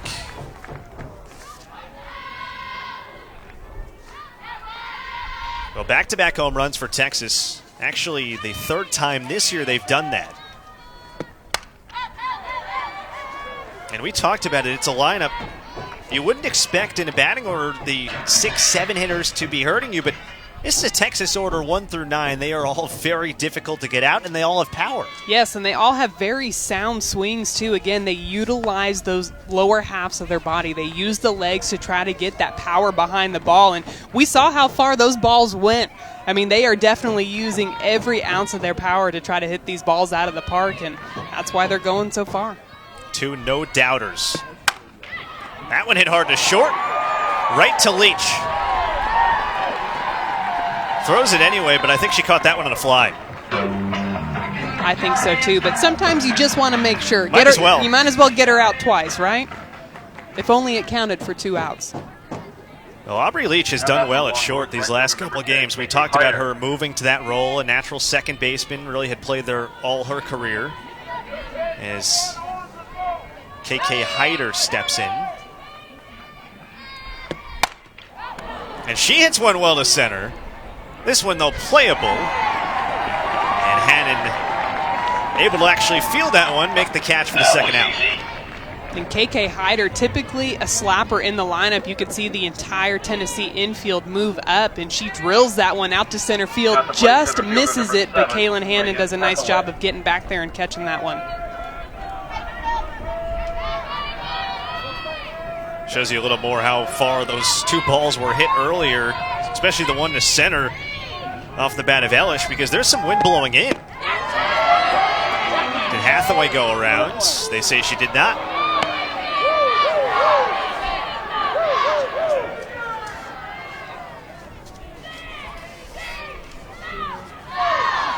Hathaway 0 for 2 today, hitting north of 400 this season. Texas 2 already in the 4th. And Gracie Osborn can't handle that one. What have you seen from her defensively these last couple of games, stepping in for the injured Allie Shipman? Well, it's not an easy task to go back there, and it's a it's one of those things when you're a catcher, you build a relationship with your pitchers, and that was something that Allie Shipman had done so far this year. And I think that Gracie Osborn has done a good job so far in these past couple of games of stepping in and trying to continue that relationship that Shipman had built. But you know, there's been a couple of instances where Texas has taken advantage of the fact that they know that she's new back there, and a couple of balls have skipped off of her. So just a couple of things that she can tune up going farther into the season. And we talked, too, about the pitch frame and something that she's really working on. Watching a lot of video with coaches and making sure her fundamentals are right. Off-speed misses there from Rogers, and Hathaway draws a 2-out walk. So don't look now. Texas with 2 outs all season long. This is what they've done in a very dangerous part of the order up, starting with Janae Jefferson. And especially in the 4th inning, Texas does seem to like to score majority of their runs in the 4th inning, and now with 2 outs. So we'll see what they can do here. Jefferson, the batter, takes outside. Well, coming into this Tennessee Invitational, they had outscored opponents 52-7 in the 4th. They added 6 more against BYU in the game prior to ours, so that number up.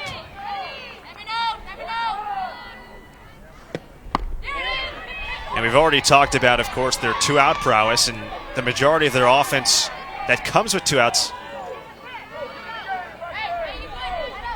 And there's the updated numbers after these 2 solo shots in this top of the 4th. And you know, I wish I knew what it was about the 4th inning, but I guarantee you if you asked a lot of these Texas players, they would probably have no idea that they've scored that many in the 4th inning. It's just something they do. Lifted to left. Ayala, a nice running play. And the side is retired. But back-to-back home runs by Texas to get back into it. Caitlin Washington with her first.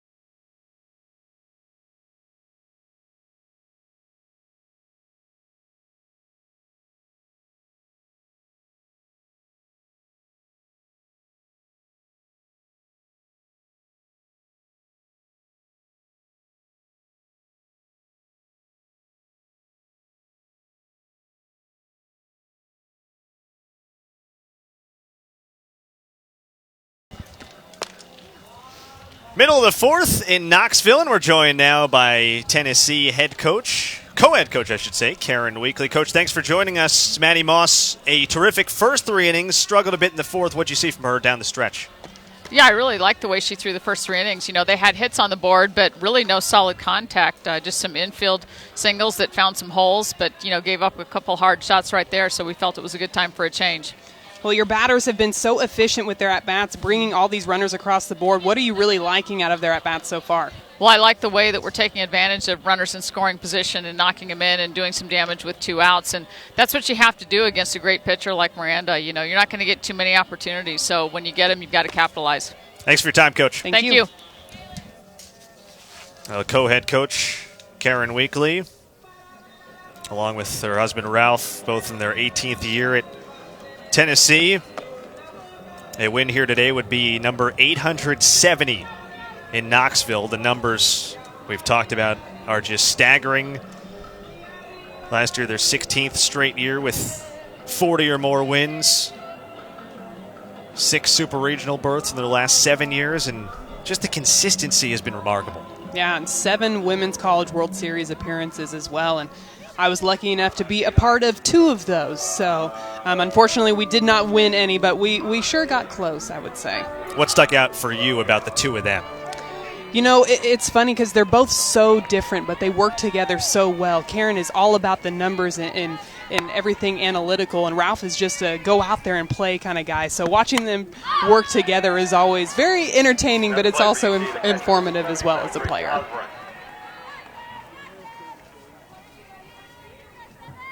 Gracie Osborn, Caitlin Parsons, and Aubrey Leach, assuming no pinch hitting in this bottom part of the fourth inning. A good off speed there. And quickly 0-2 for Brooke Bollinger, who came on in relief of Miranda Elish, who lasted just 2 2/3 today. Tennessee certainly got to her. 0-2 on the way. Lifted in the air. Deep right center. Hathaway looks up. It's gone. Kaylin. Gracie Osborn goes yard. And Tennessee doing it once more with the long ball. They're up 6-2 in the fourth.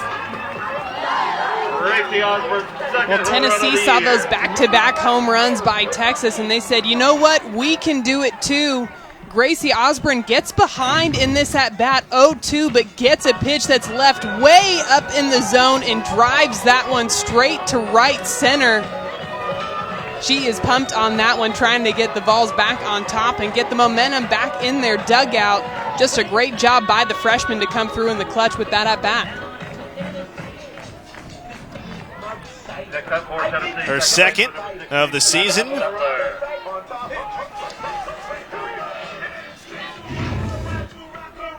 Goes somewhat oppo to one of the deeper parts of the park here at Sherry Parker Lee Stadium. A second home run today for the Lady Vols. Haley Bearden had one in the first as well off Miranda Elish. And now Caitlin Parsons. Actually, a pinch hitter, I beg your pardon. And Savannah Huffstetler.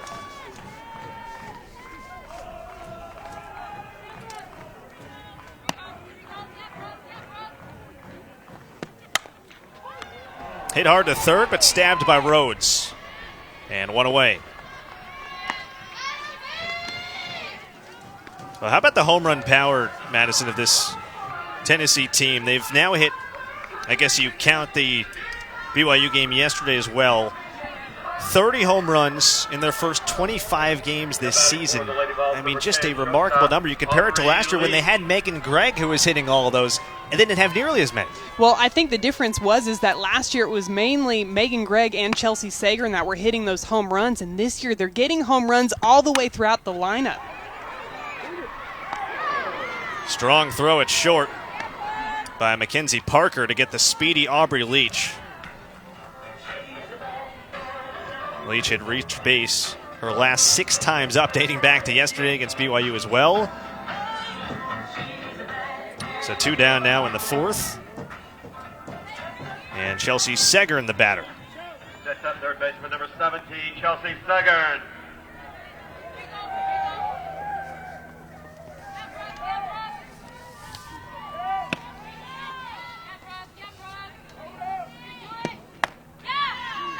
Segern, one of the many Lady Vols producing today, had a RBI double in the third to get that 3-run frame going.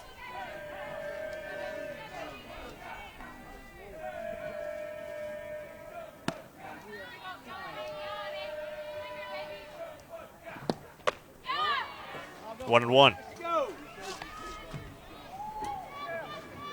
And, you know, one of the things that I really like to see out of a hitter is for them to get better every single year, and that's what Chelsea Sagern has done, hitting .259 her freshman year, up to .330 last year, and now she's up over .400 this year.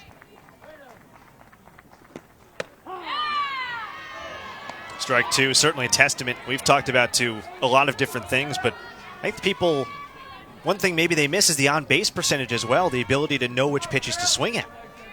Yeah, and it's not something that's easy to do as a hitter. You want to go up there and you want to swing at everything because you want to try to get a hit, but you got to realize that you can use those walks to your advantage as well. Blooped. A diving layout attempt by Parker off her glove. And a bloop hit for Sager in her second of the day. We used to like to call that spot in the outfield the Bermuda Triangle because things seem to get lost out there, and Parker trying to dive for this ball just out of her reach.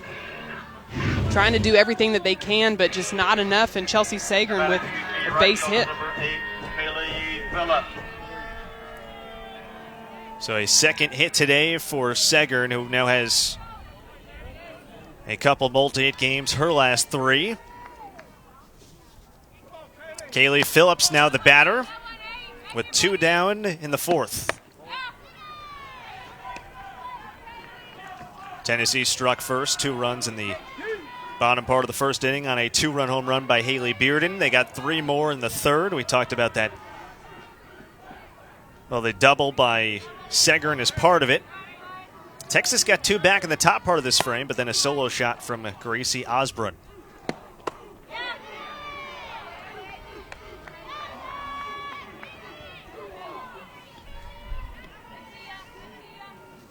Well, Phillips, we've talked about her home run prowess plenty, of course.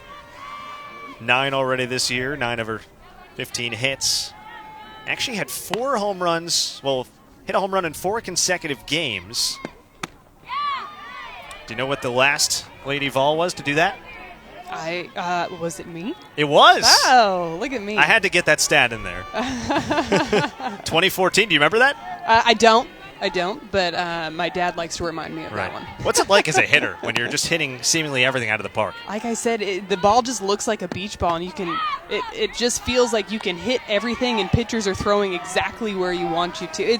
Hitting is just such a phenomenal thing, and it gets me fired up here, up in the booth, and that's why I just love doing this, because you love to see hitters really embrace that, and especially as a freshman, to come in and do that and do what she did against Barnhill last weekend, one of the top pitchers in the nation.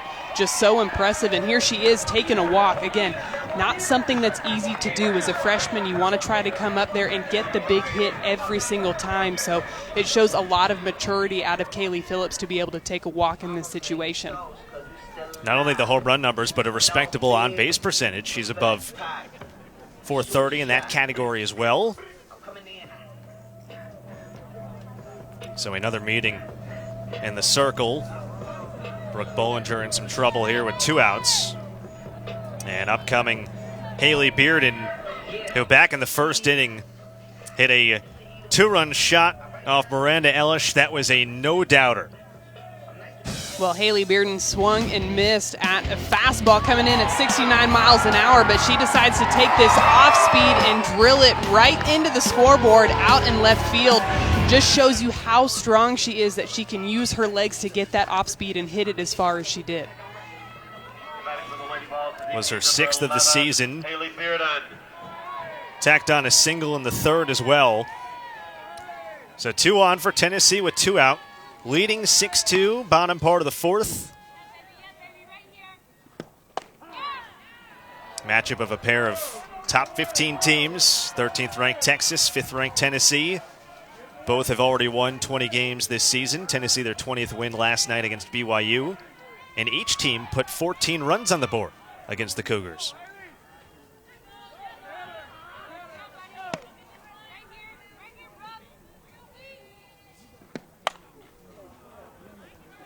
Oh, and 2 now on Bearden.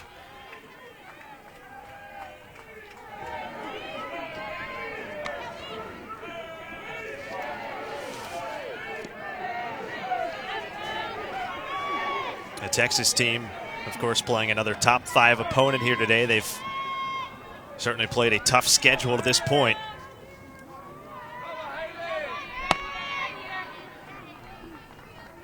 Oh, 2. Just missed. I really like that spot by Bollinger there. We said that she's going to throw that curveball on both sides of the plate. Typically, when you think of the lefty going against a lefty, you think of them throwing it away, but she takes that curveball, it starts, and it looks like it's going to hit you as a left-handed batter, and it curves right back over the plate. Just a great spot for a left-handed pitcher.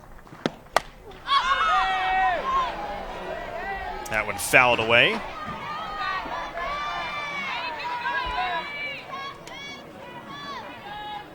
As a left-handed hitter, is there an adjustment to be made against a left-handed pitcher as well? Well, when she's throwing that curve inside, or what we call a backdoor curve, you've got to make sure that you get your barrel out in front. If you wait too long, like we saw on that swing from Haley Bearden, it's going to get you off the hands and you're going to end up popping it up. So for Bearden, it's getting that barrel out in front. Just got a piece of that one to stay alive. And right when you're thinking about getting your barrel out in front, Bollinger comes back with that off speed where you got to wait on it. So that's what makes her so difficult to hit. It's not just because she's left-handed, but her ability to mix speeds and throw it in different quadrants of the zone. A couple on with 2 out for Haley Bearden. And takes another off speed.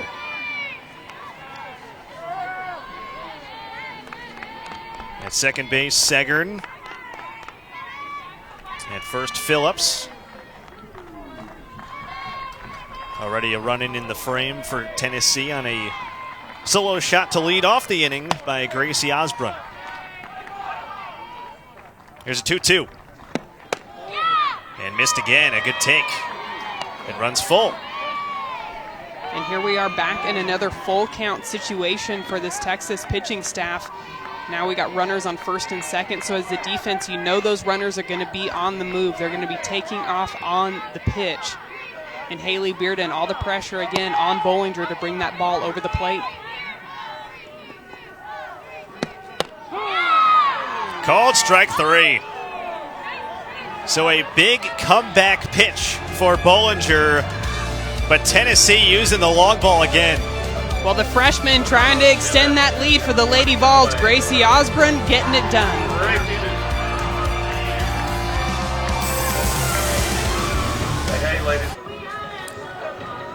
Tennessee adding on to their lead. Now a 6-2 advantage as we head to the top of the 5th inning. Number 13, Texas, and the 5th-ranked Lady Vols. Well, certainly a turnaround season for these Texas Longhorns.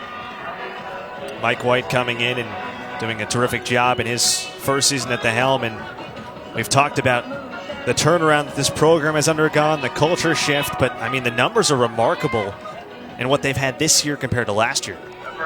And former head coach Connie Clark did build up quite the program, teaching phenomenal athletes like Nadia Taylor, Taylor Hoagland, Blair Luna, and of course Kat Osterman to all come through that Texas program. But Mike White has come in and taken over and really brought them to a whole new level for this year. And take a look at those numbers. The comparison of 2018 to 2019 this year.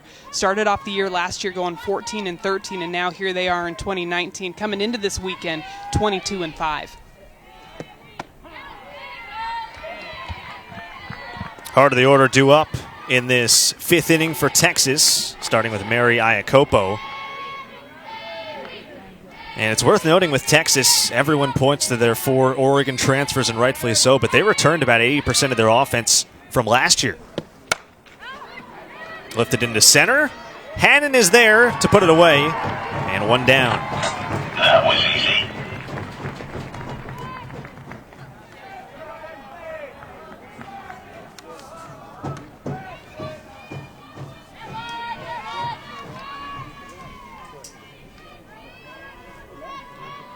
We talked about those Oregon transfers and how 4 of them hit in a row in the lineup. Here's one of them, Shannon Rhodes. Good pitch there from Rogers.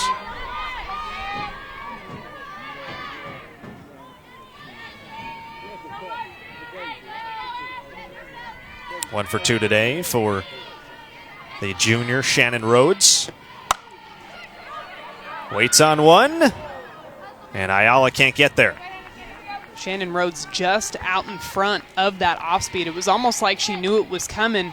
She swung and missed at that rise ball in the first pitch and waited back on that off speed, but was still just a little bit too far out in front, hit it off the end of the bat, and that's why that one went just foul.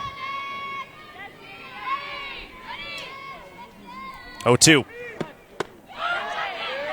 Thought about offering on that rise ball, and we've talked about how that's such a tough pitch to lay off of. It is, and Coach Ralph Weekly used to like to make fun of me a lot because I never saw a pitch I didn't like, but I did like to tell him that at least one of those rise balls that I was swinging at was going to go out. I didn't know which one, and I didn't know when, but it was going to happen. Got her. First strikeout of the day for Rogers. And quickly 2 down in the 5th.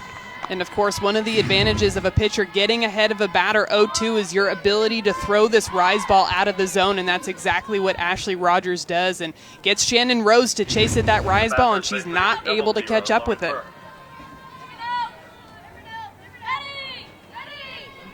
So quickly 2 down for Lauren Burke. Waits on an off speed, and an easy play at second base for Huffstetler. 1-2-3 frame for Rogers. Middle of the 5th. Tennessee in control. To the bottom of the 5th we go in Knoxville. 5th-ranked Tennessee up big on number 13 Texas. And the offense continuing to roll in high gear for the Lady Vols. You can take a look at them in both the SEC and national rankings in Madison across the board. Just impressive. Well, and the reason that they're able to be so good across the board and across the nation is because they're getting it done all the way throughout the lineup. They've had major production from their freshmen, and coming into this game, they had 6 batters in their lineup hitting above 350. So that's why you see that batting average so high for the team. You mentioned the 6 above 350. Here's one of them, Amanda Ayala. Number 13, Amanda Ayala. 5, 6, 7 due up for Tennessee here in the bottom part of the 5th against Brooke Bollinger.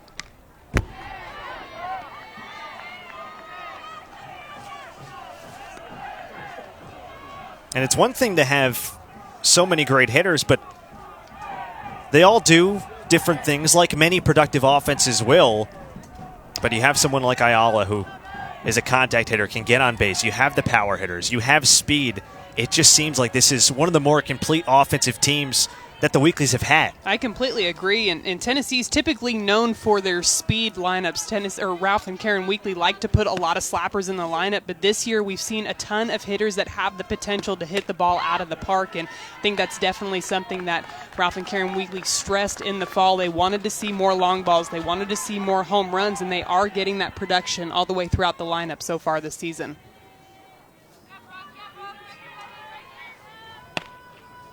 1-1 on the sophomore Ayala.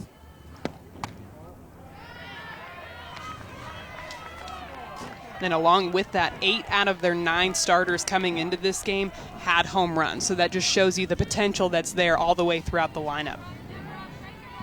Ayala came in at 436, but she's 0 for 2 with a pair of strikeouts today. 2-2.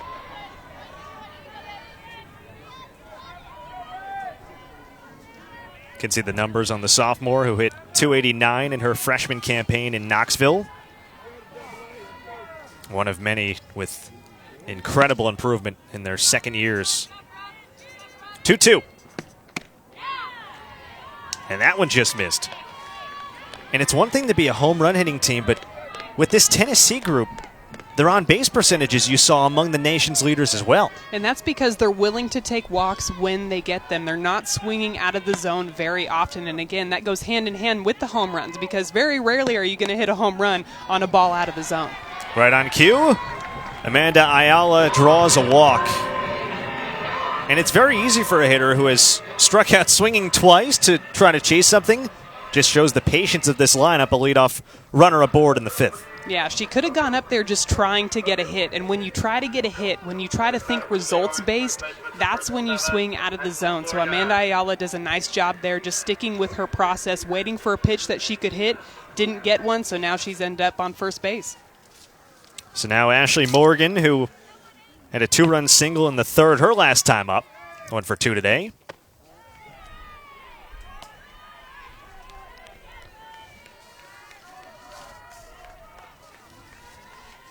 Sophomore from Douglasville, Georgia.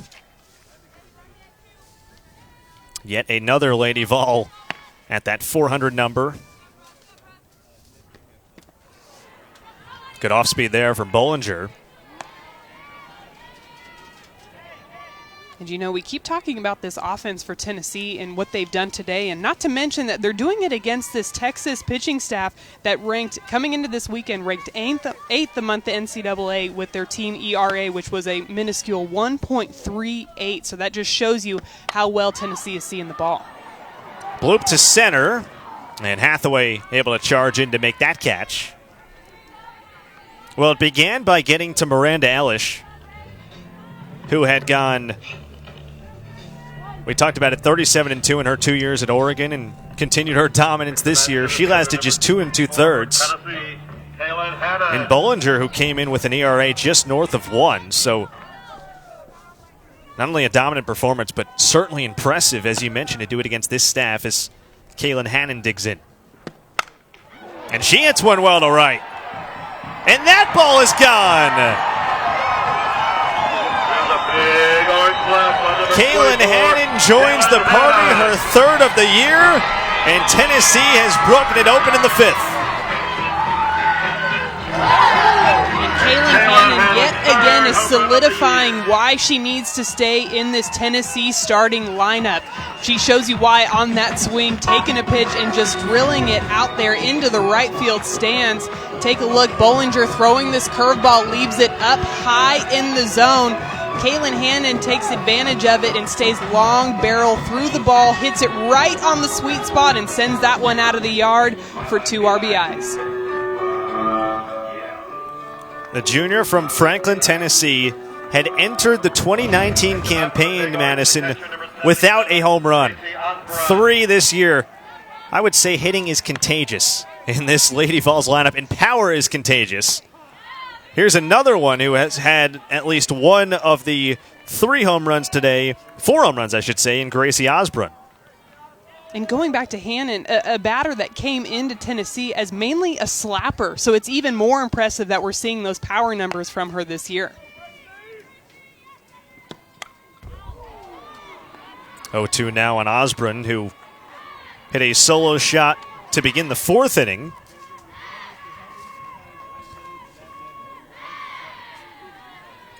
So Bollinger has allowed a pair of home runs. Elish allowed one as well. 8-2 Tennessee, the 5th-ranked team in the nation, looking for another quality win at home.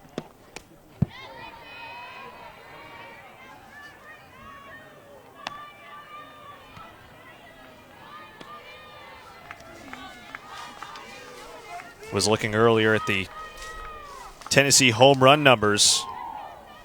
They've hit at least 2 home runs now in 9 of their first 24 games this season.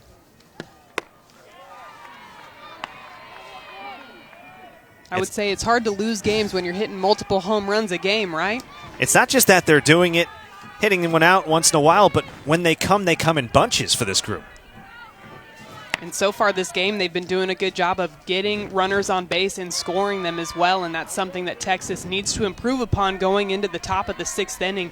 When they get runners on base, they haven't done a good job with situational hitting. On the flip side, Tennessee has done just a phenomenal job of bringing in all those runs. Hey, you look at Texas and those 7 runners left on base already. And another walk drawn by Gracie Osborn. So she reaches for the 2nd time. 2 walks in this frame already for Brooke Bollinger. And now Savannah Huffstetler with still just 1 out. And we've seen throughout this game how those walks have really come back to hurt this Texas pitching staff. And again in this inning, another walk and yet another runner on base with just 1 out.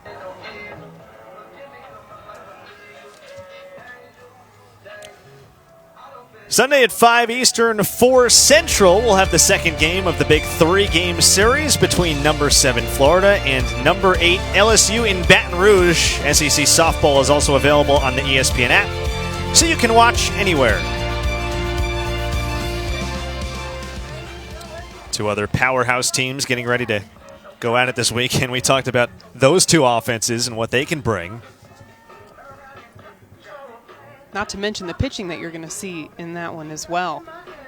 Florida, they've got, of course, Kelly Barnhill that just absolutely deals, but this Tennessee team went down there last weekend and again beat them on the long ball. Hit 3 home runs in day 1 and then another 3 in day 2.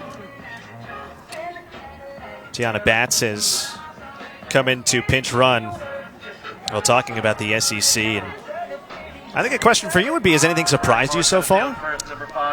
You know what? The SEC never surprises me because there is just so much competition all the way throughout the league. It is just unbelievable. Amanda Sanchez, a graduate transfer from Missouri down at LSU, SEC Player of the Week. Look at that, 700 batting average, 5 RBIs, 2 home runs in their series win versus Texas A&M. Not to mention, Alabama is now 28-0 on the season, their best start to a season so far throughout their entire program's history. So those 5 teams in the top 10, and one reason why Tennessee's schedule and so many of these schedules are so difficult is because every game you play in the SEC feels that much more important, and it is. Every weekend feels like a super regional and postseason. There's a called strike to Huffstetler. Grounded out in the 4th. Took the place of Caitlin Parsons. Redshirt junior from Sewanee, Georgia. On the hands. And in shallow left, handled by Mackenzie Parker for the second out. Back to the top of the order now. And Aubrey Leach. 1 for 2 today. Her average still north of 500 this season. And tries to bunt when it goes foul. Worth noting that as good as the top of the order is, Madison, for Tennessee, the bottom of the order, with a lot of production today, 2 home runs from the 7 and 8 hitters, Hannon and Osborn. Yeah, I'd say you're definitely hitting on all cylinders when the bottom half of the order is bringing in just as many runs as the top half, and that's something that they want to continue to do going forward throughout the season. And it all starts at the top with Aubrey Leach, number 3 in the SEC in batting average with a whopping .507 clip. I mean, that is just so impressive for a senior to come in and continue to be great day in and day out.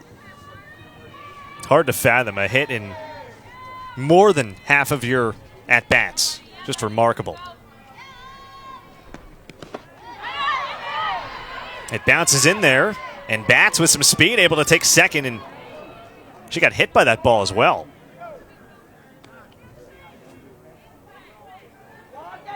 Iacopo did a nice job of recovering from that. I honestly didn't even think that she was going to be able to get that throw down there, and it does bounce and hit Tiana Bats while she was sliding into second, but it does look like she's okay. So another runner in scoring position.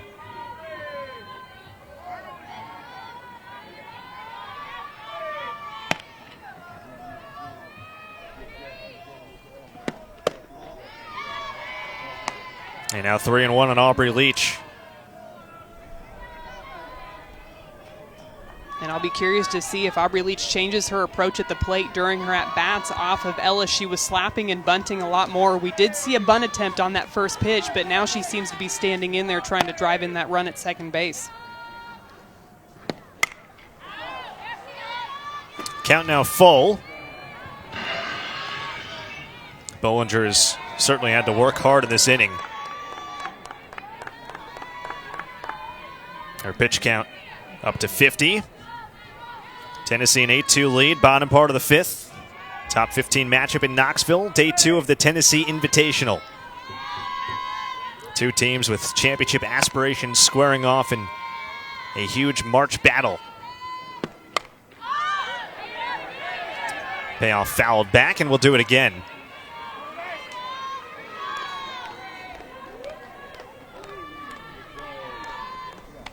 Now, as a pitcher against someone like Aubrey Leach, who is hitting everything in sight, how difficult is it to locate the ball? Because you know wherever you put it, she can still get to it. Well, and especially when you're in a full count, and take a look at that pitch count right there.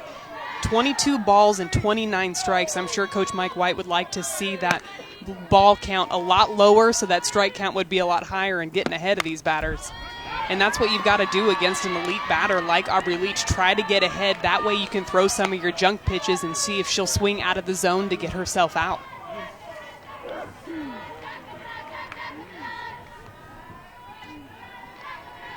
One for 2 today, has scored 2 runs.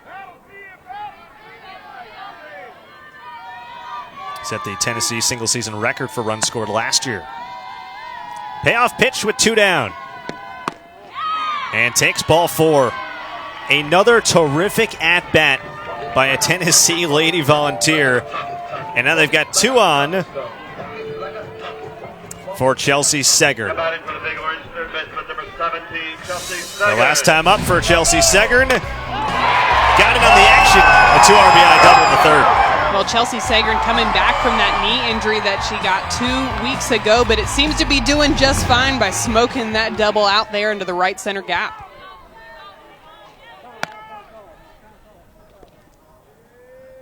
Time called by Shane Jackson at home plate.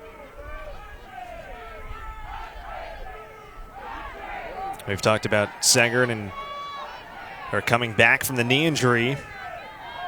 Had never missed a game in her career prior to missing 6 straight. Chases one there.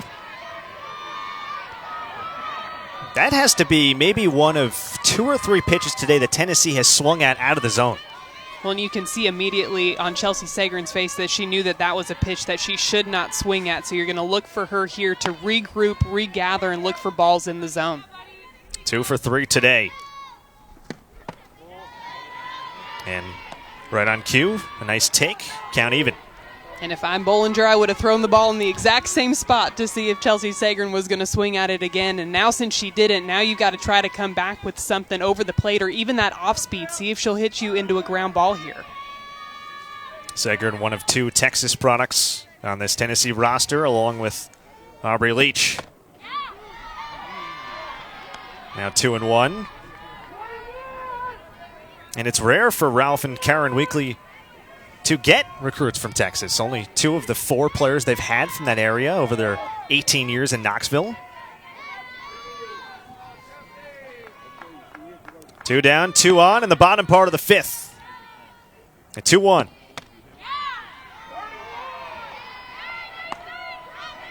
And that's a very nice backdoor curve coming in from Bollinger, but because the previous couple of pitches were so far off the plate, that's when you're, as a pitcher, you're not going to get those calls. You want to throw the balls just slightly off of the plate so that the umpire's eyes are always in the same spot. A good hack at that one. And another full count. You can see that pitch count nearing 60 for Bollinger, who came on in the 3rd inning in relief of the outstanding Miranda Elish. Lasted just 2 2/3. Lined foul. That one did not miss by much. And you know, I've just been really impressed with the 2-strike approach from this Tennessee Volunteer lineup. Like you said, we've seen several batters go into multiple pitch at-bats. They are seeing 7 pitches, 8 pitches, 9 pitches, and really working into these full counts and getting pitches that they can either drive or ended up working walks. A Tennessee team top 5 in the nation in batting average and on base. Payoff. And another walk. Those are 2 straight impressive at-bats. The base is now full. And guess who's coming up? Kaylee Phillips.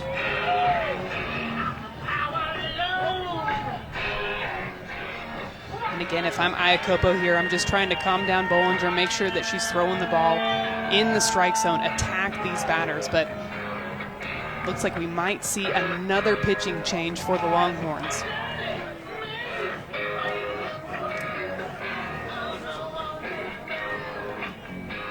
Well, Bollinger obviously came on in a tough spot in the 3rd and was able to get her first out there, but it's been a struggle for her since, and her night will be done. New pitcher on is Ariana Adams, sophomore right-hander from Magnolia, Texas. Had a dominant start to the year, but 2 earned runs in 3 innings of work out of the Penn versus Minnesota on Saturday. What can we expect from the sophomore? Well, Adams is going to throw the ball in the mid-60s. She's going to work a curve and a rise ball. That rise ball just trying to get a different look for these batters, but she will also mix speeds.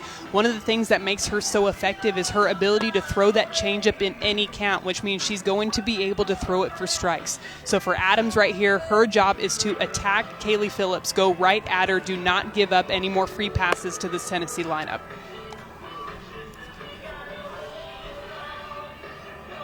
Saw Adams' numbers. A sub-2 ERA coming in. 7 appearances, has also made 4 starts.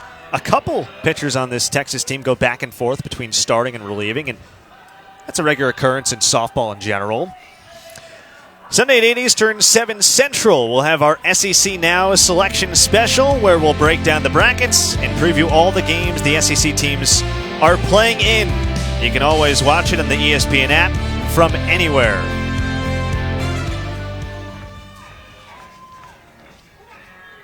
Selection Sunday right around the corner. Everyone anxiously waiting who will get in. And, well, Kaylee Phillips anxiously waiting a chance to get her 10th home run of the year. The bases are loaded. 2 down. We are in the 5th. So in a 6-run game, Tennessee can stretch this to the run rule. Ball 1. How tough is it to come in with the bases loaded? I don't think it gets any tougher as a pitcher, and especially when you're facing a hitter that is as hot as Kaylee Phillips. And if I'm Ariana Adams right now, I am throwing that changeup early and often, trying to get her to get herself out early in the count. Good spot there, and it's 1-1.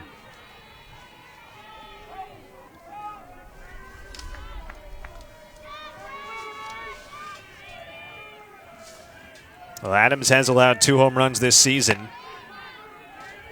Tennessee with 3 today. And now 2-1.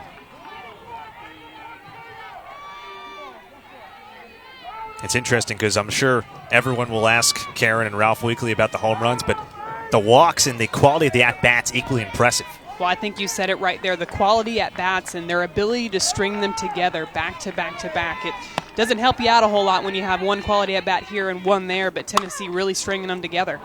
Snatched by Rhodes at third, and a nice play to end the threat in the 5th. But Tennessee does push 2 more across.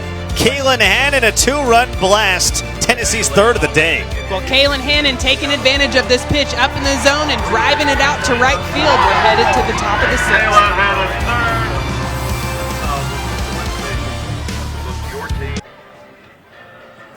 Heading to the 6th in Knoxville. 5th-ranked Tennessee up big. Number 13, Texas, as they look for a 6-0 start to their home season. Madison Shipman and Jack Benjamin on hands.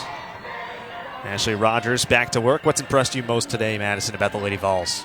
Well, just their ability to get runners on base and score them. They continue to have productive at-bats. They're having quality at-bats. When they're getting runners on base, they're moving them over and then even getting it done with the long ball, scoring as many runs as they possibly can because they know that they're going up against a potent Texas offense. Miranda Ellish to start things off for Texas. A solo shot for Ellish. Back in the 4th inning, got Texas on the board. Caitlin Washington went back-to-back with her. 3rd time this season Texas has had back-to-back home runs. Mentioned Ellish started the game as well, but lasted only 2 2/3.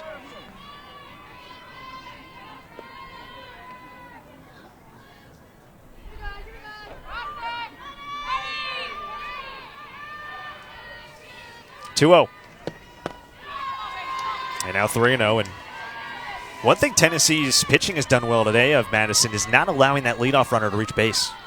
Yep, but right here, Ashley Rogers has to come back. She's fallen behind 3-0 to Miranda Ellish. And yes, she did hit that solo home run her last time up, but a solo home run is not going to hurt you right now. So you got to bring the ball back over the plate. Which she does. Now 3-1.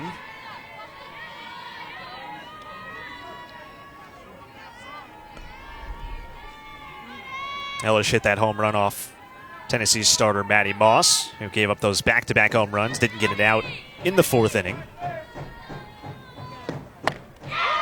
There's a good pitch, and the count full. Nice job by Ashley Rogers pulling the string on this one, coming in at 46 miles an hour, and Miranda Ellish just way out in front of that one, not able to make contact, and now Ashley Rogers has found herself back into a 3-2 count. Payoff pitch. Softly toward third, Segern, one away. We've talked about it defensively for Tennessee, a team that has 5 total errors on the season, although now 6. They do have 1 today, but second in the nation in fielding percentage. When you were playing, how much did you guys emphasize defense? There must have just been constant drills. Yes, defense was definitely something that both Coach Karen and Ralph Weekly emphasized. We constantly worked ground balls because we knew that we always had a chance if our defense could make plays behind our pitchers. Caitlin Washington whiffs on that first one. And, you know, going back to that defense, talking to Karen Weekly earlier in the year, she said she wasn't really satisfied with the way that their defense was playing. She said she wanted to see more of the extraordinary plays made, not just the routine ones. Plays like climbing up on the wall and robbing a home run, which unfortunately for Tennessee, they got one robbed from them against Florida State back earlier in the year. But those were the kinds of plays that she wanted to see made on a more consistent basis from this Tennessee defense. Yeah, we told her about the 5 error count, and she said, well, that should be higher. We're not making enough plays. That pitch just misses. Washington last time up. Those back-to-back home runs. She and Elish.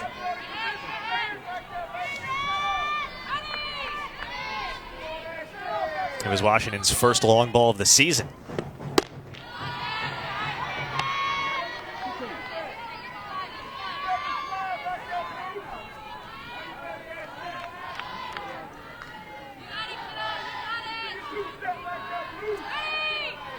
One down here in the top of the 6th.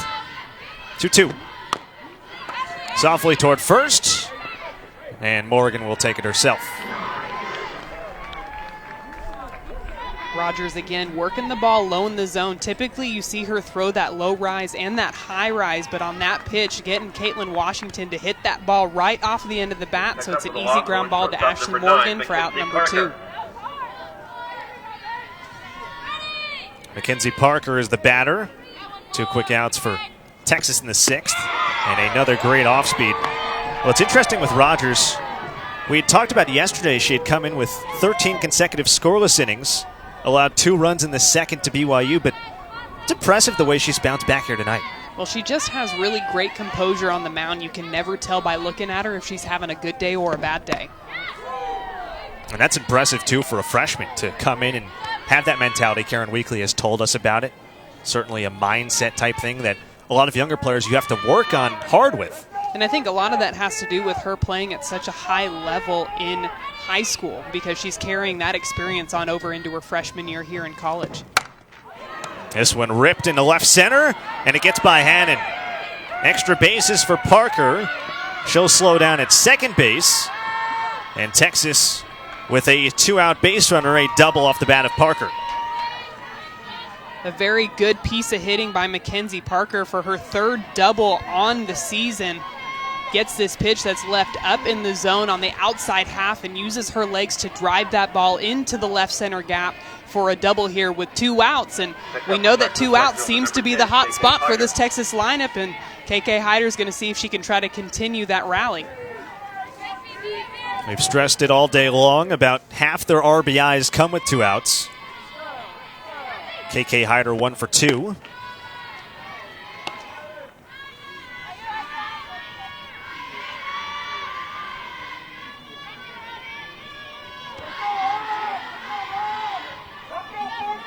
Tennessee has certainly moved in a bit at the corners.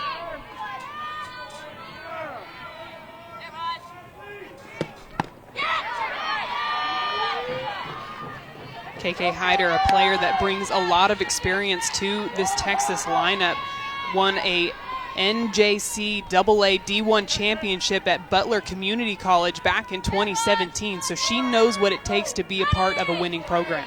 Spent a year at North Texas as well, so has that D1 experience.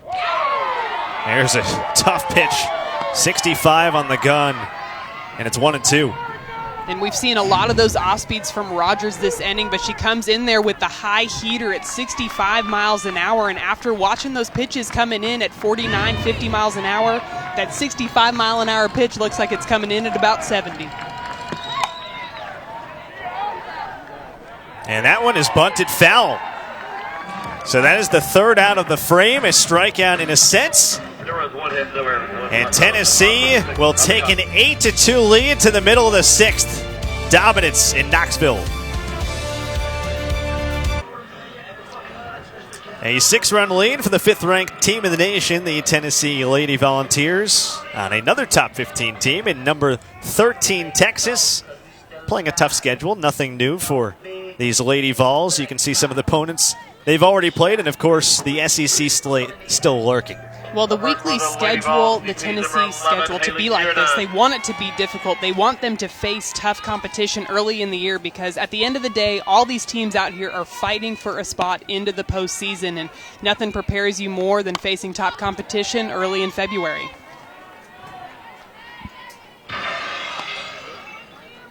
Haley Bearden, the batter. It's the 4-5-6 in the order for Tennessee here in the 6th inning. Bearden, a 2-run shot to get the party started in the 1st inning. One of 3 home runs today by Tennessee.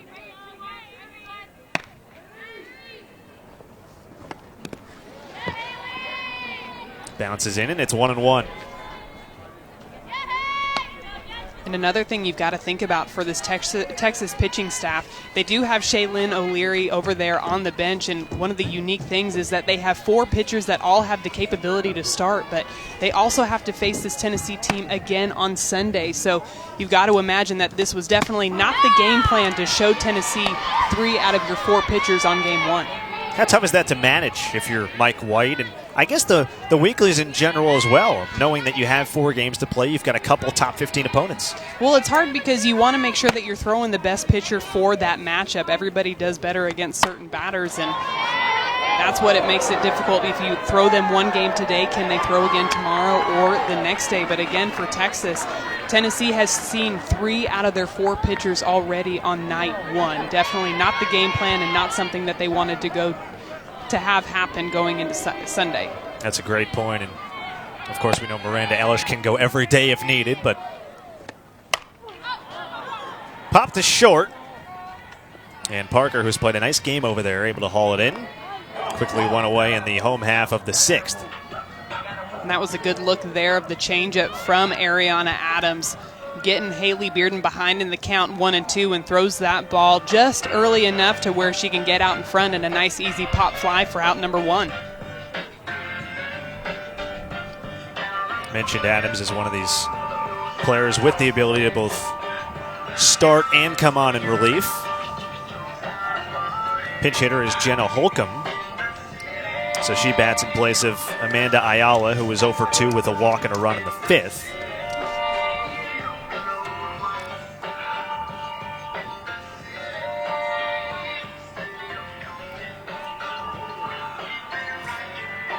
Holcomb, another one of those players for Tennessee that certainly has great potential. We've talked about it, working on her consistency at the plate.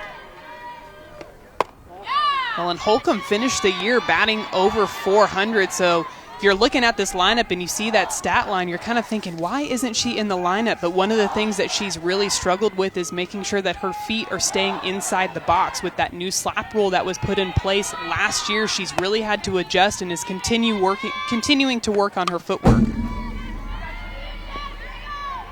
I was going to ask, how difficult is that to adjust? Because there's different rule changes in different sports. That seems like a really big one when you grow up your whole life playing one way. Well, exactly, and it's about a 9-inch difference, because before the slappers were able to use every bit of the chalk line. So as long as one part of their shoe was touching that chalk, they were okay. But now if any part of your foot is outside of that line, you are automatically out on contact. Takes a strike there. You can see the box. Now there's that new rule. At the moment of ball contact, can't have any part of the foot out. Slaps this one, stabbed by Parker at short. And her solid game defensively continues. Took a hit away from Holcomb. That was a really nice play by Mackenzie Parker over at shortstop. A tough play to backhand, but that's her only option in order to get the speedy Holcomb out at 1, and she does it without a hitch. What was the toughest play for you defensively at short? I don't know about toughest, but I would say my favorite was definitely the one in the 5-6 hole when the batter thought that they had an easy base hit, and I would snag it and throw them out before they could even hit first base. So those were definitely my favorite. But I knew you weren't going to admit any play was difficult because none of them were for you. You made everything look easy. I will never admit any of my weaknesses. No, I'm totally kidding. Definitely fly balls over my head were definitely my weakness, but that's why I had outfielders to back me up. I'd just call their name as soon as it went up in the air. Madison Piscini will pinch hit here for Ashley Morgan. Does have a home run on the season. And takes a strike.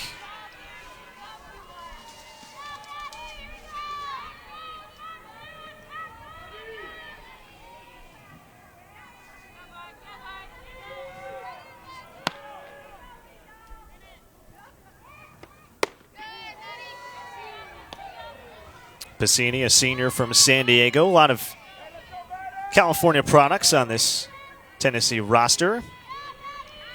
And another player in this roster that is recovering from an ACL tear she endured last summer. Freshman, I beg your pardon. Takes ball 2.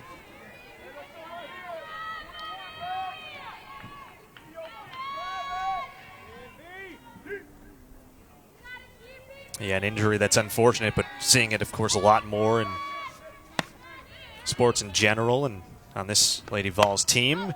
This one blooped over the head of Adams. Tough play for Parker, not in time. So Piscini, a nice job of beating that one out. Give her an infield single and a base runner for Tennessee as they try to put this one away in the bottom part of the 6th. And sometimes you might see batters, when they hit a ball, take off jogging down to first base, but Madison Piscini legs this one out for an infield base hit. A great job of hustling down that first base line to get a runner on here for the Lady Vols. Batting for Tennessee, number 77, Gracie Osborn.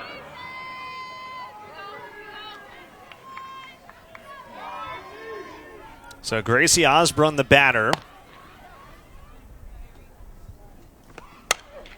And hits that one deep to left field. And just foul. Was about to say that she could end the game in one swing. Did have a home run earlier. And Piscini will have to jog back to first.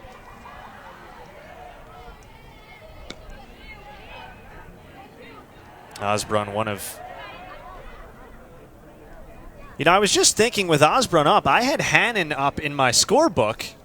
Everybody Wasn't going to say anything, Yeah. but sure enough, they batted out of order. They did bat out of order, and now Hannon's got to come up with an 0-1 count, I believe. I assume that I had something wrong, but yeah, sure enough, you had it as well. So, yeah, they confirm. And I thought I had my score sheet wrong for a second. I was second-guessing myself as well. well, now the approach changes a little bit for Hannon with a strike on her. One swing can end the game here for Tennessee, up by 6 in the bottom part of the 6th with 2 down. Hannon, a 2-run blast, her last time up in the 5th. And on one pitch, it's 0-2.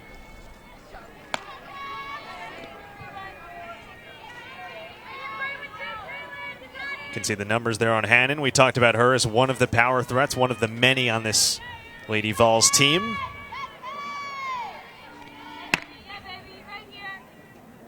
Oh, 2. Line down the left field line, and that's fair. Piscini will dig for third. She's waved around.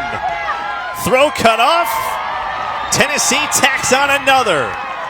Another RBI for Kaylin Hannon. 3 on the day. Tennessee up 9-2. Well, Hannon coming into a very difficult situation. I would say that nobody wants to go into their at-bat with an 0-1 deficit against this Texas pitching staff, but look at that. Kaylin Hannon getting full extension on that outside pitch and drives it down the left field line. And another thing to note here, we are in the run rule effect, all right? So if they score one more run here, the game is over. So it is key for Ariana Adams here to go right after Gracie Osborn and try to get this out and prevent Kaylin Hannon from scoring from second base.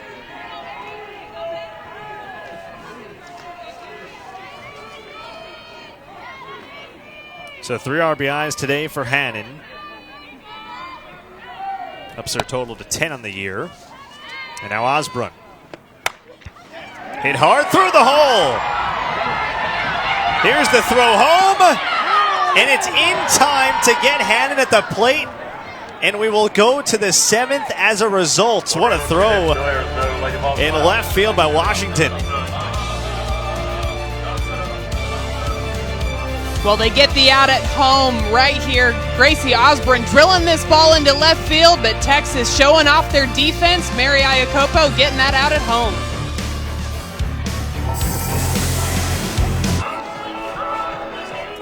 Top of the 7th in Knoxville. 5th-ranked Tennessee trying to close out number 13 Texas and go to 2-0 in this Tennessee Invitational. Madison Shipman and Jack Benjamin on hand. Well, Texas lives to see another inning. A terrific throw in left field by Caitlin Washington to get Kaylin Hannon at the plate. And now they get the top of the order up, but they are down 7. Well, if you're going to get something going, you want it started with Reagan Hathaway, currently tied for the lead in the nation in doubles with 12. And I know she would love to start off this inning with a double here. First for Texas, top of the 7th, center fielder number 7, Reagan Hathaway. Hitless today, but did walk in the 4th. Redshirt junior from Lenexa, Kansas. This one drilled to right. Going back, looking up, it's gone. What a way to start off the top of the 7th. Reagan Hathaway goes yard, her 3rd of the year. And Tennessee's lead down to 6 now. It's 9-3. Well, Reagan Hathaway decided that a double was not far enough. She wanted to take this ball out of the yard. What a great way for Texas to start off this top of the 7th, getting a pitch up in the zone. Just a really good piece of hitting, a nice actually pitch by Ashley Rogers to get that ball up and in on her hands, but it just shows you what a good hitter Reagan Hathaway is to get her hands inside of that ball and still be able to drill it out into the right field stands. Janae Jefferson laying down a bunt. Tough play for Seger, not in time. And there's the danger of Janae Jefferson and all she can bring to the table. And yes, it might have been a 7-run deficit coming in, but this Texas lineup, you never know. Well, and that's always a tough one to defend, especially when you've just given up a home run and you know that Janae Jefferson does have power in her bat. The corners have to play for a little bit of everything, and you could see that they just weren't able to field that bunt on time, and Texas got some momentum going here in the top of the 7th.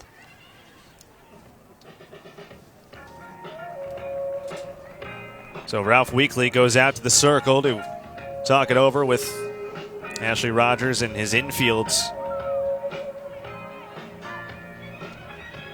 Had been a solid outing for Rogers entering that Hathaway at bat.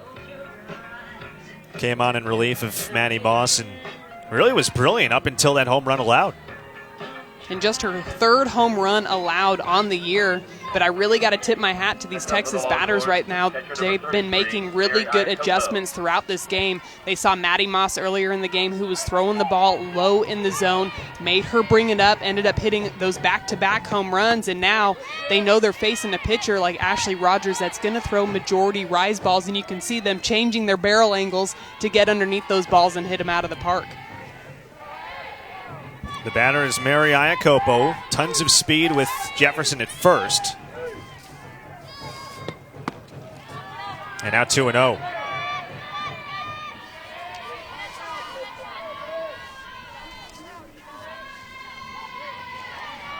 Iacopo today 1 for 3.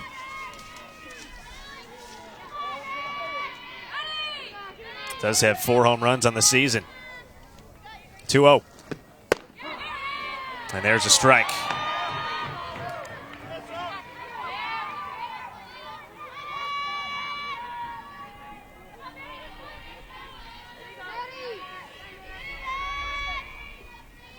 Fifth-ranked Tennessee leading 13th-ranked Texas 9-3.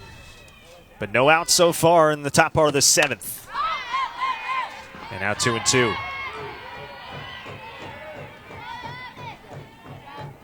What's the key for Ashley Rogers to battle back from allowing a home run and then the bunt to begin the frame? Well, you just got to settle back down, and for Ashley Rogers, she's getting hit on that rise ball up in the zone, so I would really try to work in that off speed and see if you can get these Texas batters to hit it off of the end of the bat, get some ground balls, maybe roll a double play. And there we saw the off speed, but if the off speed is going to go way up and outside like that, then you really can't throw it. You got to come back with that rise ball, which is exactly what these Texas batters are looking for in this situation. Payoff pitch upcoming. That one is drilled to left center and gone.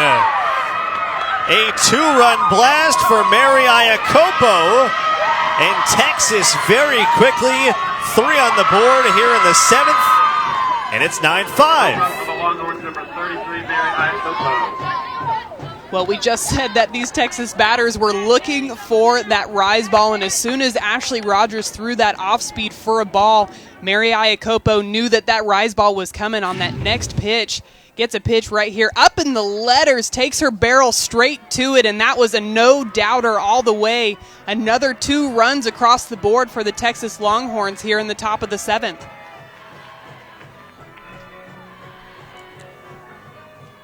So that means the day now done for Rogers. She exits.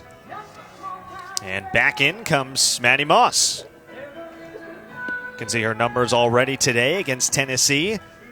Was incredibly solid. We were talking to Karen Weekly about what she did well in those first 3 innings, but she did allow the 2 solo home runs, and potentially she might have to face Ellish in Washington again. And that was all because her fastball started to come up in the zone. She does best, and her fastball moves best when it's low at the knees. That's a very difficult pitch for any batter to hit out of the park. And again, a completely different look from Ashley Rogers, who works mostly up in the zone. Texas was definitely keying in on that and taking advantage of getting their barrels straight to that ball. And now Maddie Moss here has to come in, really work that spot low in the knees, inside and outside. And it's interesting. It's almost like with this Texas lineup, they need to go through the order a couple times, because with each pitcher 3 innings, and they have really gotten to them that 4th inning. And we were talking about how Tennessee had seen 3 out of Texas's 4 pitchers, and now Texas has seen 2 out of Tennessee's 3 pitchers. So they're seeing a little bit of everything tonight, and that game on Sunday is definitely going to be one to watch. So Tennessee elects to go back to Maddie Moss. Started the game on her 22nd birthday, had 3 terrific innings, then gave up 2 back-to-back solo shots to Miranda Ellish and Caitlin Washington, the 6 and 7 hitters. She'll face Shannon Rhodes and Lauren Burke first, and then Ellish due up 3rd. So still nobody out. 3 runs already in for Texas in the top part of the 7th. And here's Rhodes, who's 1 for 3.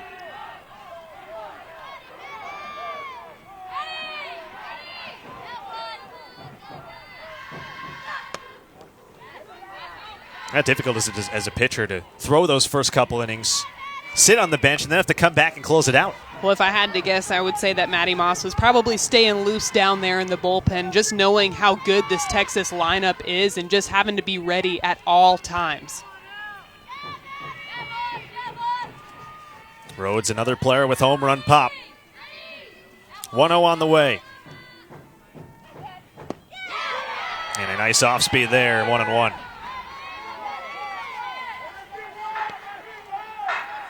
I don't think Maddie Moss likes that ball, looking to switch it out. I would say after that off speed, I probably would have stuck with the same ball. I was thinking the same thing.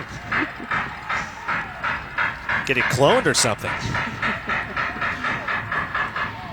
Pitchers are very particular about the balls that they throw out there.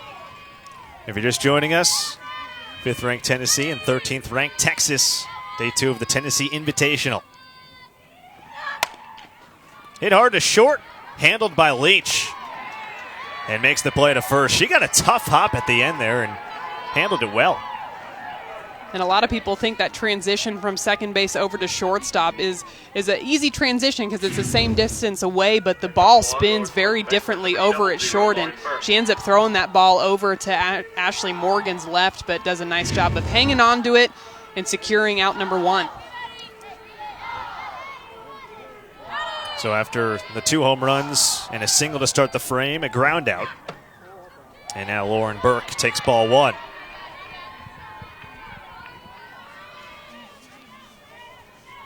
Either team with 11 hits.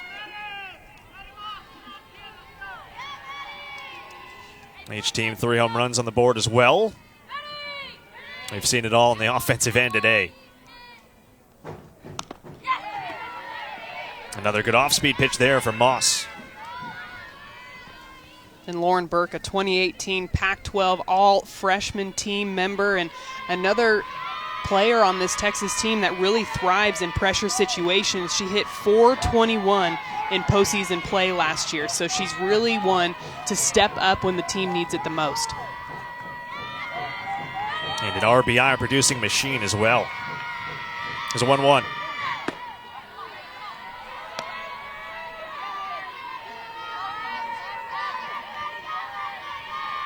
Burke came in 6th in the Big 12 in RBIs, entering the Tennessee Invitational. Today, 1 for 2, singled in the first, walked in the third. 1 down in the 7th. Tennessee 2 outs away. 2-1.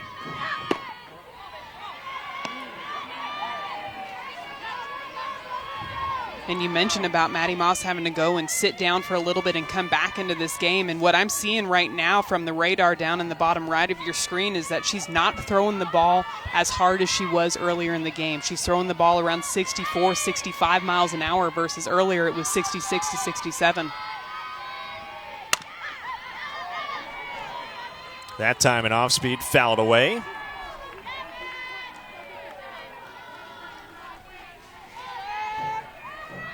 So the count now full.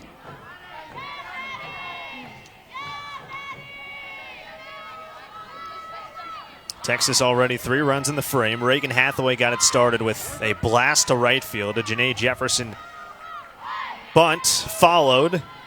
And then Mary Iacopo, a 2-run blast to left center. Still just 1 down.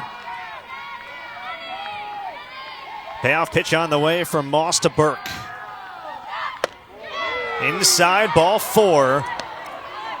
So the rally continues for Texas as Burke reaches for the 3rd time in 4 plate appearances. And now here is Miranda Elish, who hit a home run off of Maddie Moss her last time up against her. A really strong at-bat by Lauren Burke to get, like you said, a runner on base in front of Miranda Elish. She's going to try to do whatever she can here to get those runners moving all the way around the bases. Still just 1 down for Elish.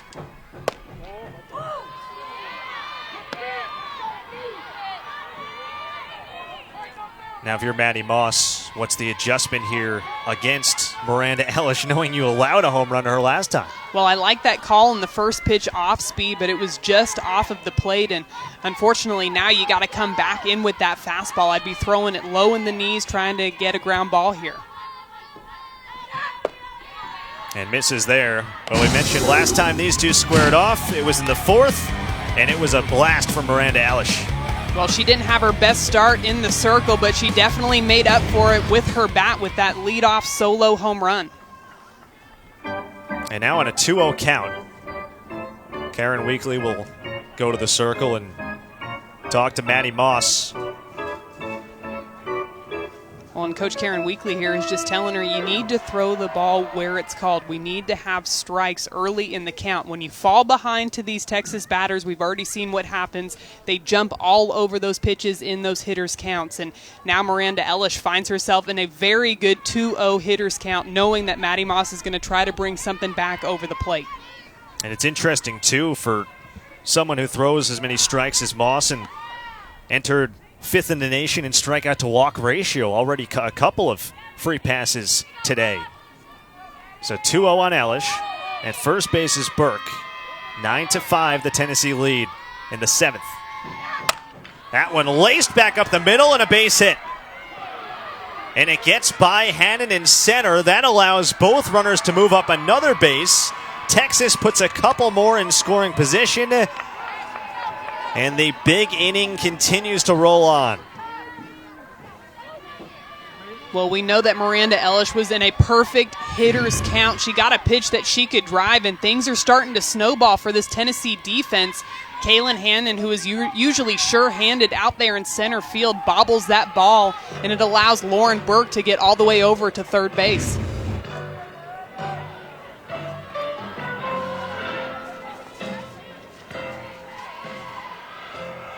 So Texas will bring on a pinch runner for Ellish.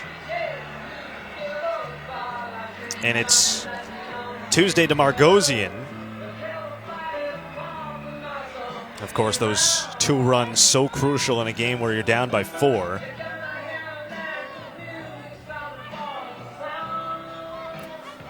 To Margosian, a junior from Fort Worth, Texas. So she's at second. Burke with good speed at third as well. A base hit will score 2. And now Caitlin Washington, who hit the second of those back-to-back home runs off Moss to knock her out of the game in the 4th. Ball 1.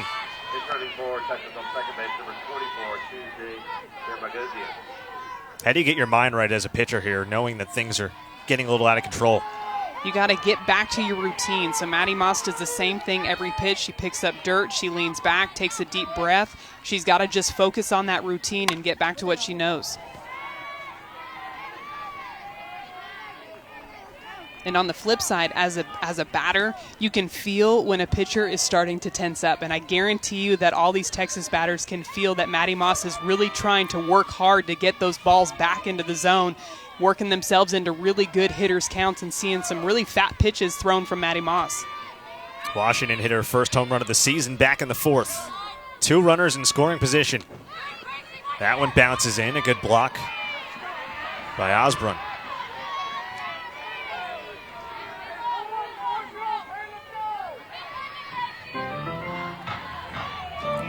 So Burke at third. To Margosian at second. Still just 1 out. 2 of Texas's first 3 hitters in this frame hit home runs to bring them back within 4.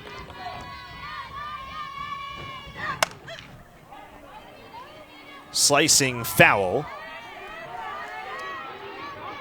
And now 2-2.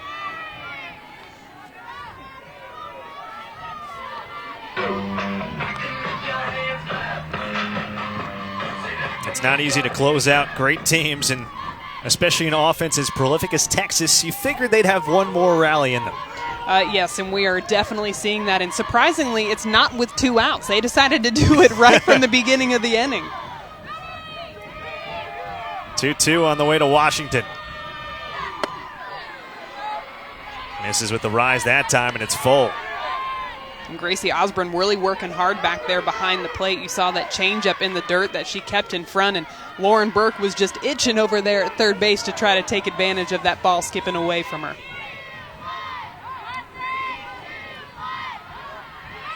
Payoff pitch with 1 down in the 7th. Here it is. Swing and a miss. Can see the emotion from Maddie Moss. A huge strikeout for the senior on her birthday. There's 2 down, Tennessee and out away. And there's that off-speed drop, working it low in the zone. Caitlin Washington was expecting a fastball there, and she is just way out in front of that off-speed drop. A huge strikeout for Maddie Moss in that situation. How about the confidence, too, to throw that pitch? And now it's up to Mackenzie Parker. Last chance for Texas.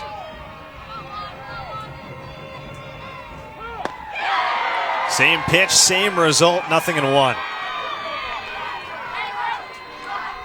Remember, Mackenzie Parker hit that double back in the 6th inning, and you know that she would love to do that here again to score a couple more runs for these Texas Longhorns. 3 runs already in the top of the 7th for the Longhorns. Trying to come back from 4 down. And now Tennessee a strike away. And we've seen 3 of those off-speed drops in a row. Mackenzie Parker sort of on time for that one, still a little bit early, but again, if I'm Maddie Moss, I'm coming back with that hard fastball. Give a different look, try to see if you can get it off the plate a little bit, see if Mackenzie Parker will swing out of the zone and try to get a ground ball. 0-2 with 2 down. Got her looking. The emotion from Maddie Moss closes it out on her 22nd birthday, and Tennessee holds on to beat 13th ranked Texas. Well, it was definitely